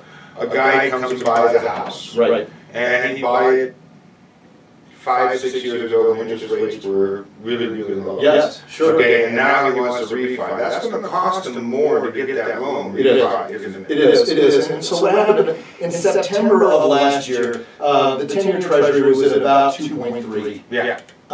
We're now seeing it at 2.8, 2.9. My guess is it's going to go to 3 here relatively soon. And that's probably anywhere from a half to a 3/4 point adjustment in interest rates. That's a big move. It is a big move. At the same time, it's not such a bad thing. And I'll tell you why. Property values are increasing at even a faster rate than those interest rates are rising. So there's money to be made, and that's really what's happening. Wealth is being created, and the interest rates are just catching up. It's just doing a matter of chugging along with the economy. Absolutely. It's a side effect. Absolutely. Now, where do we take it from here? Because everybody wants to get in, right? And get it before it gets high. Yes. How do they do that? We all know how to go to lendingcoach.com, apply online. Right. Okay, so what's kind of the process you do? Okay, I applied online. Right. So the next thing is I'm going to gather a bunch of financial data, right? Whether that be tax returns or W-2s and pay stubs, and I got to make sure that you're eligible to live in this country and buy a home. So I'm going to need security card, driver's license, that sort of stuff. And then I'm going to actually just do some analysis based on that. I'll pull credit, be able to test out your score, all of your liabilities, including the potential new house. Yeah. And then we'll see if we can qualify. Because that's where people don't really realize that means more risk in the market. That means less people are buying government-backed bonds and buying more mortgage-backed securities. Right. And so your opportunity to probably grab a loan right now is probably one of the better times to grab one. Totally. And what we've also seen is Fannie Mae and Freddie Mac, the large government-sponsored enterprises that buy a fair amount of these mortgages on the open market. Yeah. They've allowed higher debt-to-income ratios. Wow. Last year it was at 45, now it's at 50. They've also done stuff with student loans, being able to discount how much is applied to your debt-to-income ratio. So really now is a fantastic time to buy. And you know what, James, what's interesting? The difference between the interest rate at 5.25 and 5.5 on a $200,000 loan, I'm not sure if it's $50. Wow. You don't hear that. Right. You just go, oh my gosh. And by the way, the interest rate is a very big part of the transaction, but so is the term. Right? So are you going to buy some points? You can bring that rate down by bringing a little bit more cash into the transaction. No, I even heard things about gifting now. People even gift funds. See, this is where the economy, this is so funny how it really does show how the economy is moving because people are willing to take more risk. Totally. And so that's a big part of the reason why I think that it's going to go up still. But I still say, I remember the days when there was 9% interest. So I got to tell my favorite story. I got married 25 years ago, and my wife and I bought a condo. And this was in 1993, and we got a smoking interest rate of 9.5. We thought we were stealing something because it was one of the first times that anything was bought under 10, under double digits. So really, honestly, they've been so low for so long. We've gotten used to it. Yeah, we have. The other thing is, too, you got to remember, what we're seeing in property valuations, we're seeing anywhere between 5 and 7% per year. Year over year. They're seeing growth. What's great about that rate, it's not a bubble type of rate. We're not creating some sort of artificial bubble. Right? The supply is still relatively limited, so we're going to continue to see very sustainable growth rates in property. So let's say your interest rate is 1/4 or even 0.5% higher. You're still making so much money on that investment, right? It's completely worth a 0.5 point. Oh yeah, because you're getting year over year, you're getting 5.5. Say you're paying 7%, you're gaining. You're winning. You're winning completely instead of losing. Well, we wanted to make sure we got our good friend Lyndon Coach in here with us. We're going to make sure we got things to do together as going forward. Absolutely. Like I said, he has a website. You have questions. I mean, I asked this man what to do. He's a great friend of mine.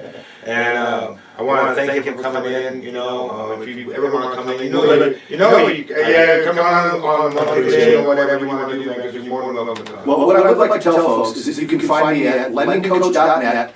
I'd highly recommend to take a look at my blog. It's got a ton of different pieces of information, ranging from the interest rate piece that we talked about to what we can expect to see for first-time home buyers, some of the different loan programs that are out there. It's really an educational site, and I really encourage you to go there. And also, if you like baseball for any reason, I would go there just so you can see some great baseball out there. Thanks so much, Coach. You got it, buddy. Have a great day. Thank you, everybody.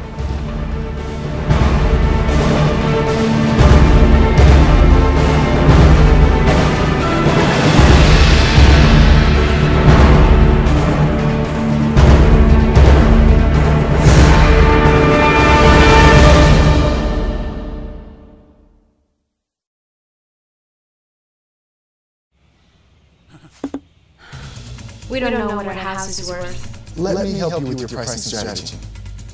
The paper is winning! I organize sales contracts for breakfast. Really? I heard baking cookies would attract buyers. I'll handle the staging. The best offer is out here somewhere. If I only had a prepared comp evaluation, let's do this. California real estate comes with a lot of questions. The first one should be, who's your realtor?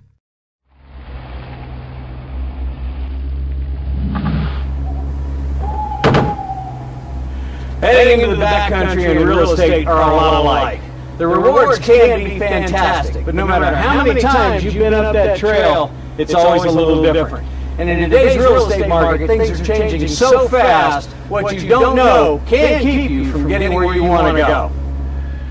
It helps to know the lay of the land. You need the expertise.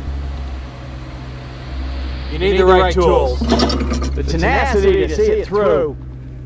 And quite often, a little help from your friends.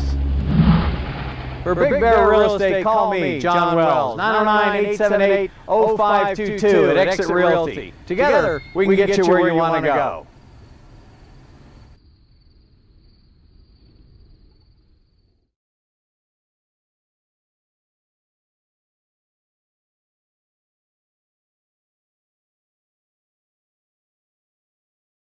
Welcome back to Good Day Big Bear. Welcome back. This is my business partner, Dan Bathurst, and Dan is actually president-elect for the local board of Realtors. You said it right that time. You did. And Dan's not really here.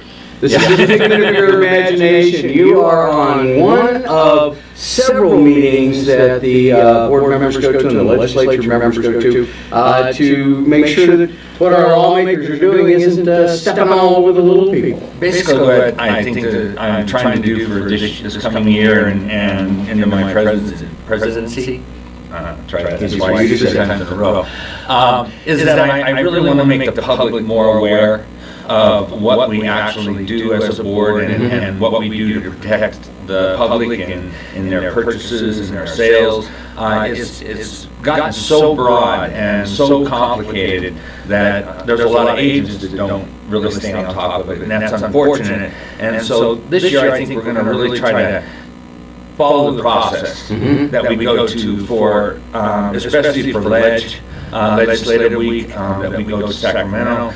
This is the times when we see bills, Senate bills, Assembly bills, things that are being pushed in kind of under the wire, if you will, that are causing problems for sales, problems for agents, squatters' rights, and things like that that were a big barrier for us last year. We overcome a lot of these things. We spend actually throughout the year, we'll have 3 CAR meetings that things are brought to the table, which is kind of why I'm having this little interview right now, is that this for this next week, I will be in Indian Wells with CAR. We will be attending several different events.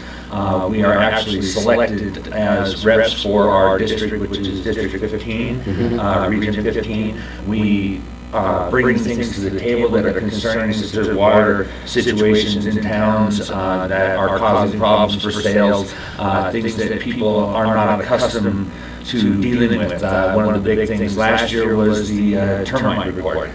And people have always thought for the last 12 years that was law, that was something we had to do, and it never was. And it was just formulated into that by word of mouth, by this is a process that everybody wants, but you know, rather than say no, everybody just went along with it. Well, now that became such a big issue that it made a seller feel like they were writing a blank check to the... And they were.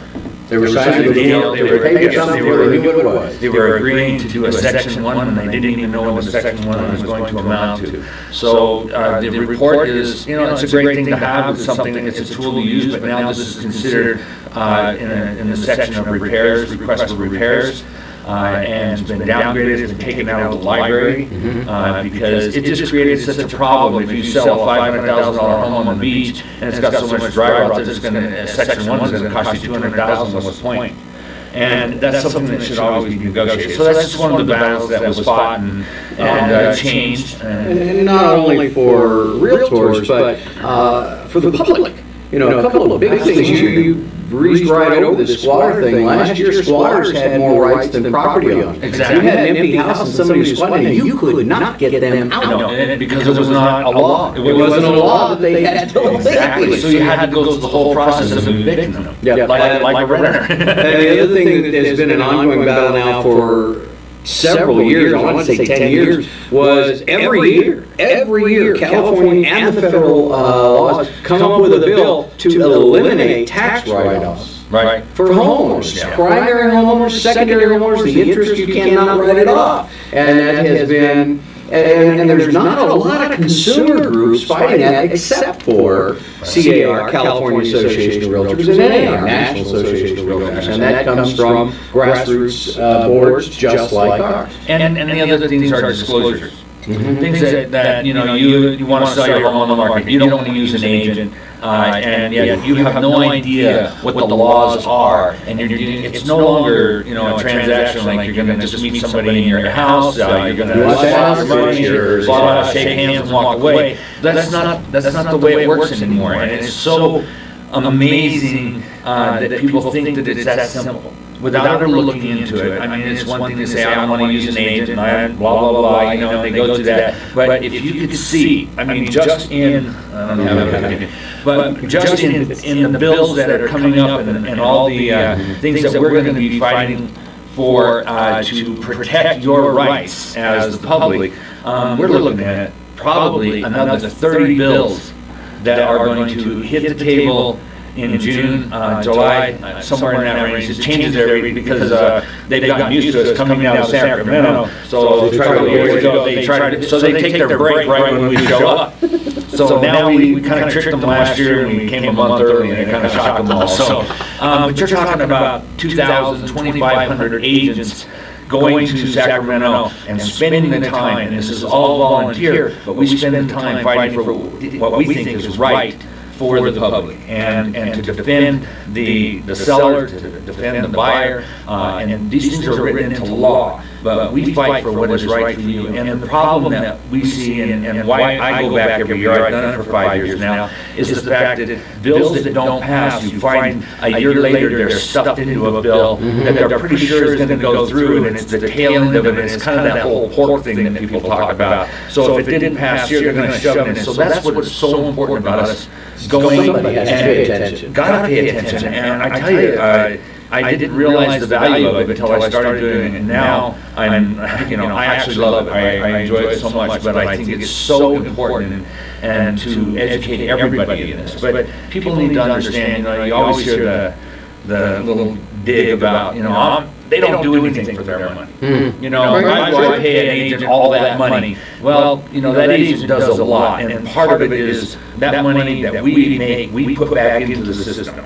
We put it in there and pay for these things that come up to the surface so that we can fight for what's right for the public.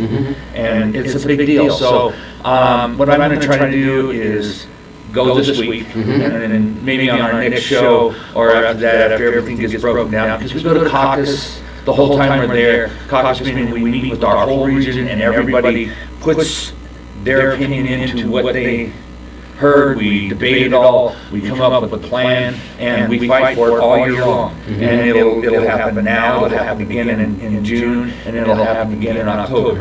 And at the end of the year, we vote on everything. What we feel is right for the public, what we feel is right for agents. It's just risk management, pro standards, land use and environmental impact. All these things are something that we deal with on a regular basis. So, I just want to be able to bring that back to everybody and start early in the year and kind of get them an idea of what's going to take place all year and how hard we do fight for them. Outstanding. Well, the local board gets input from the local realtors on issues that come up, and that goes to our committee people. And then you guys go to the division, and then the division passes it on to... Well, it becomes... Believe it or not, we have lobbyists that are in legislature every single day. CAR, California Association of Realtors, is actually set precedents for just about everything that happens on the national level. Everybody looks to California. And exactly. And so we usually step out first. And then if it works in California, then it'll be spread throughout. But we actually have 2 NAR events, which is National Association of Realtors. So what we learn and fight for in the beginning here, this is a CAR event that I'll go to, we will come up with a footprint, for a lack of better, of how we are going to fight for the year. And then what we believe in, we present to NAR. Right. So we actually go from CAR, California Association, to NAR and present our opinions to our peers there, and just kind of come to an understanding throughout the year as to what kind of bills we're going to support, what kind of laws that we think are good for California, plus good for NAR.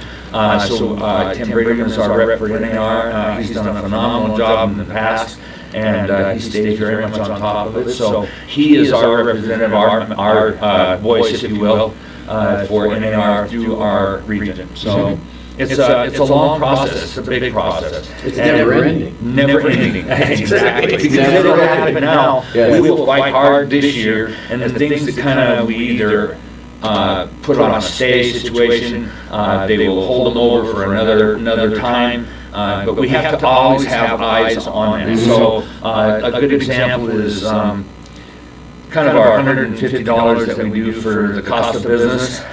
That is something that every agent really should contribute to, because that's what supports the people to go and fight for the laws and rules and the organizations that we feel are important. Like I said, we actually have, we as a California Association of Realtors, which filters down through all these boards, have lobbyists at the legislature all the time, both national and federal, keeping, and it comes back the other way. Exactly. So we find out where that little paragraph it's tucked into that safe playground equipment bill that is going to eliminate property tax write-offs. I mean, it's so, the legislature seems to be sneaky about how they do some of these things. There's Attorney General bills, there's there are Senate bills, there are Assembly bills, and those, especially the Attorney General bills, is something new in the last couple of years. And what that is that's a test ground.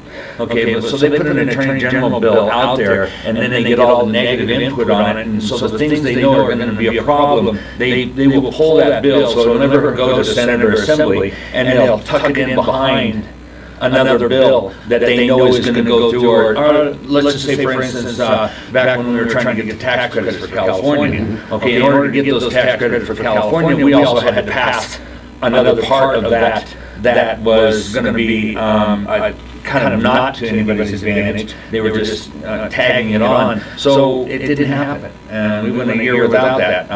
And it finally came around. But oh my gosh, it took a whole year to get it passed, because this portion that they were adding onto it, we had already shot that down the year before. So we had to pull that off. So it is an amazing event. It is something that people should be aware of. Realtors fight very, very hard for what is right for the individuals. And I think we need to get more credit for that. So that's why I want to present it. Again, part of our pledge is to protect the individual property rights of the citizens. So if you are a realtor, get involved with your legislative committee. Make sure you pass along anything in. If you're a consumer, feel free to talk to a realtor about what's going on with the laws and things, because we got to keep up with it. Thanks, Dan. We'll see you when you get back. I'm acting like he's gone for a long time. We'll be back in just a minute. Don't go anywhere. There are things in life that cause us to hesitate. But once we do them, we're overjoyed that we did. Markets are changing, and interest rates are still low. If you're thinking about getting into the real estate market, now may be the time to make your move. Every market's different. Call Realtor today and visit Realtor.com.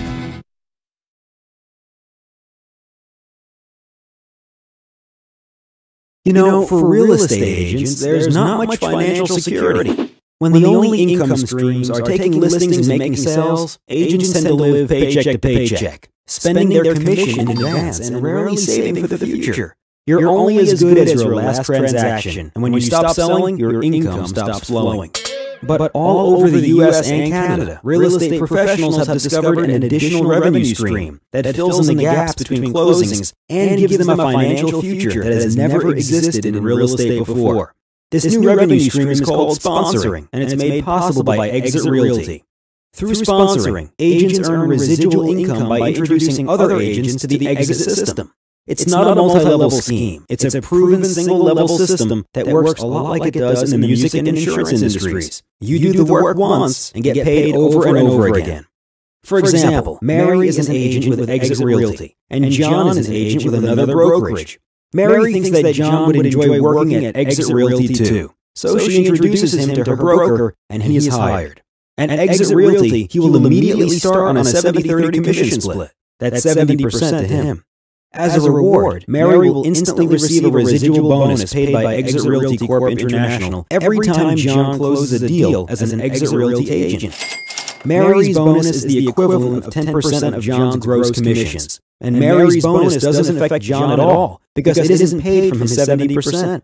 So if John is producing $50,000 a year, that's a realistic annual income. That's an additional $5,000 every year in Mary's pocket. That $5,000 quickly grows to a much higher number when you start multiplying it. If Mary sponsored, say, 10 people into Exit, all producing $50,000 a year, that's an extra $50,000 a year on top of her own commissions. Now imagine Mary's bank balance if John earned $75,000 or $100,000 a year. It sure adds up. By the way, when John's commission hits $100,000, his commission increases from 70% to 90%. The money is flowing everywhere. The great thing about sponsoring with Exit Realty is that when Mary decides to retire or take a break from real estate, her 10% residuals automatically turn into 7% retirement benefits. Finally, a real estate company that cares about your retirement. For as long as the agents that Mary sponsored continue working at Exit Realty and are closing deals, Mary will continue receiving the equivalent of 7% of their gross commissions. Plus, when you join Exit Realty, you designate someone special as your beneficiary, and should anything happen to you, all of your sponsoring residuals instantly turn into the equivalent of 5% beneficiary benefits, so your loved ones are taken care of. Exit Realty agents get a piece of the action from the 10% sponsoring residuals and true peace of mind from the 7% retirement benefits and 5% beneficiary benefits. So just imagine, if you sponsored 10 people into Exit Realty, each earning $100,000 a year, that's $1 million in your bank account in 10 years. Could you do anything with that? What are the chances of you having $1 million in your bank account doing what you're presently doing? And with Exit, you can be confident knowing that you're backed by a top award-winning brand with world-class training and digital marketing tools. A company that's dedicated to helping you and the agents you sponsor achieve success. Exit Realty is the formula that works. You owe it to yourself and your family to take a closer look.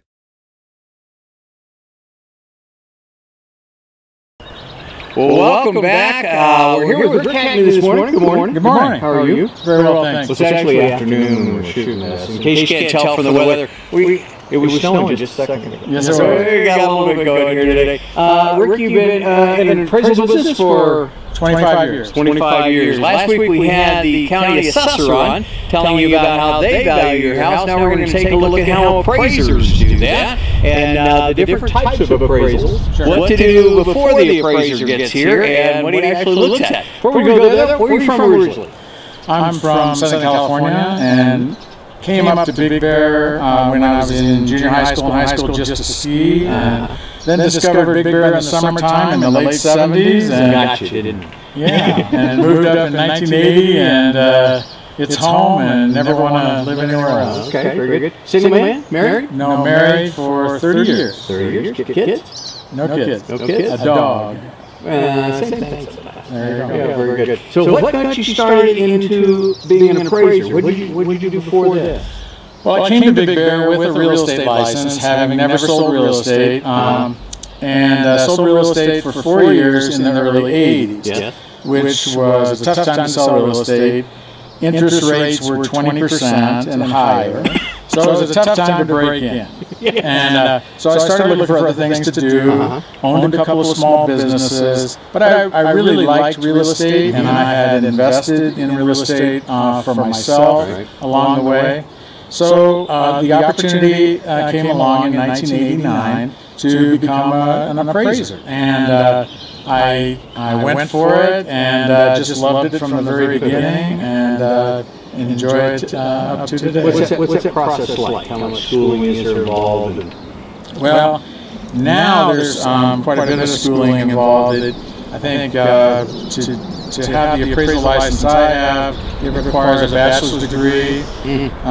When I became an appraiser, it was prior to licensing by the state, and there really were no requirements other than the lenders had to accept you as an appraiser. So I was fortunate to have a mentor who was already an appraiser, and he taught me along the way. Okay. Now, you said the type of license you have, so obviously there's different types of appraising license. Yes. Real quick. There's actually three California residential licenses. There's a trainee license, there's what's just called a license, and then a certified residential appraisal license, which is the highest residential license, allows you to appraise anything residential. Then one more license is a general, which does residential and commercial. Okay. I have the certified residential license. All right, very good. And how many appraisals do you, well, it depends on the market. I was going to say, how many can you do in a day? Well, inspections can probably do 4 or 5 a day. The inspection is usually the quickest part of the appraisal. The researching the sales and writing the reports is the longer part. Right. Okay, so now there's different types of appraisals. Generally, people get an appraisal when the bank needs to know how much they can loan you. But what are the other types of appraisals? Well, the people will need an appraisal if they're getting a divorce, or if they own real estate with more than one party and one of them wants out. We'll do appraisals for them to help them set a value to split up the equity.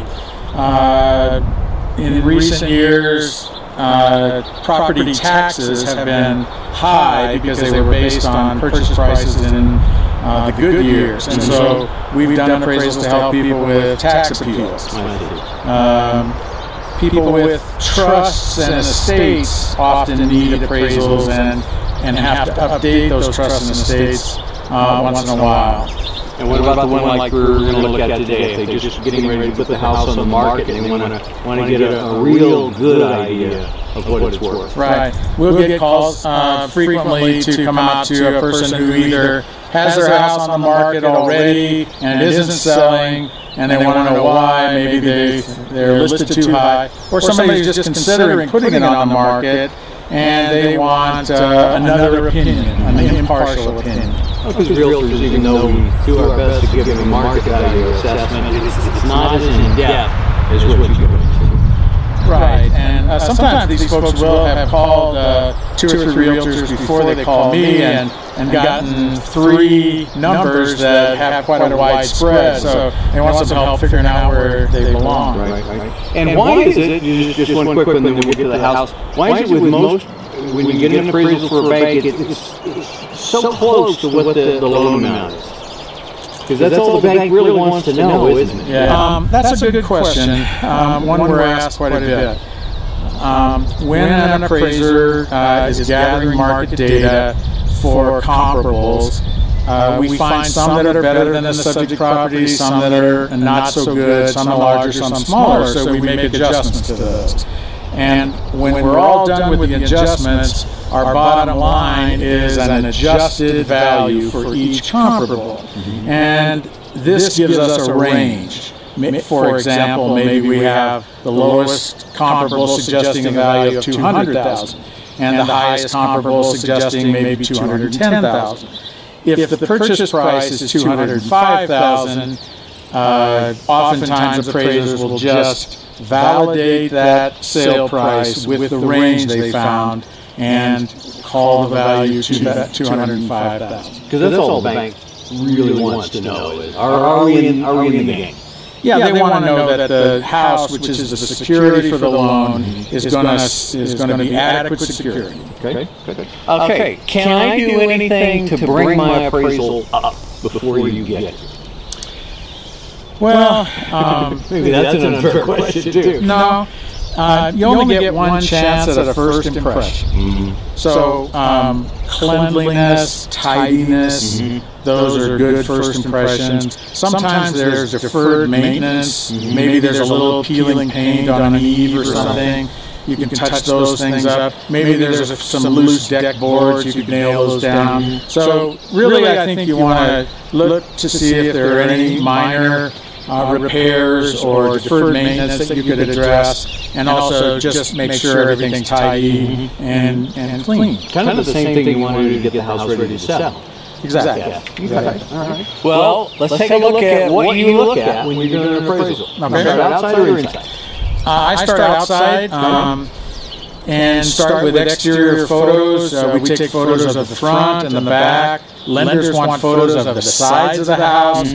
Some lenders want photos underneath the house, the crawl space.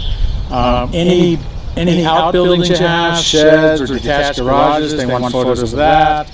Anything unusual, maybe a special landscape feature like a recirculating pond or stream or something. So that's what we do on the outside. So this is an example of a landscape feature that we find that is over and above what we typically find in the bigger area. Some of the other things that we do on the exterior inspection, we're looking at the condition of the property. Does it have peeling paint? Is the roof, does it appear to have at least 2 years worth of life remaining? And lastly, we measure the house because a sketch is part of the appraisal. And once we get inside, we'll put the rooms in the sketch, and when we get back to the office, calculate the living area for the house. Okay, so that was the outside of the house. Now we go inside. What do you look for here? Well, first thing I do when I come inside is finish up my sketch. Put the rooms in where they belong in the sketch, and then start photographing the interior. Lenders want a photograph of every room in the house. They also want a photograph of a smoke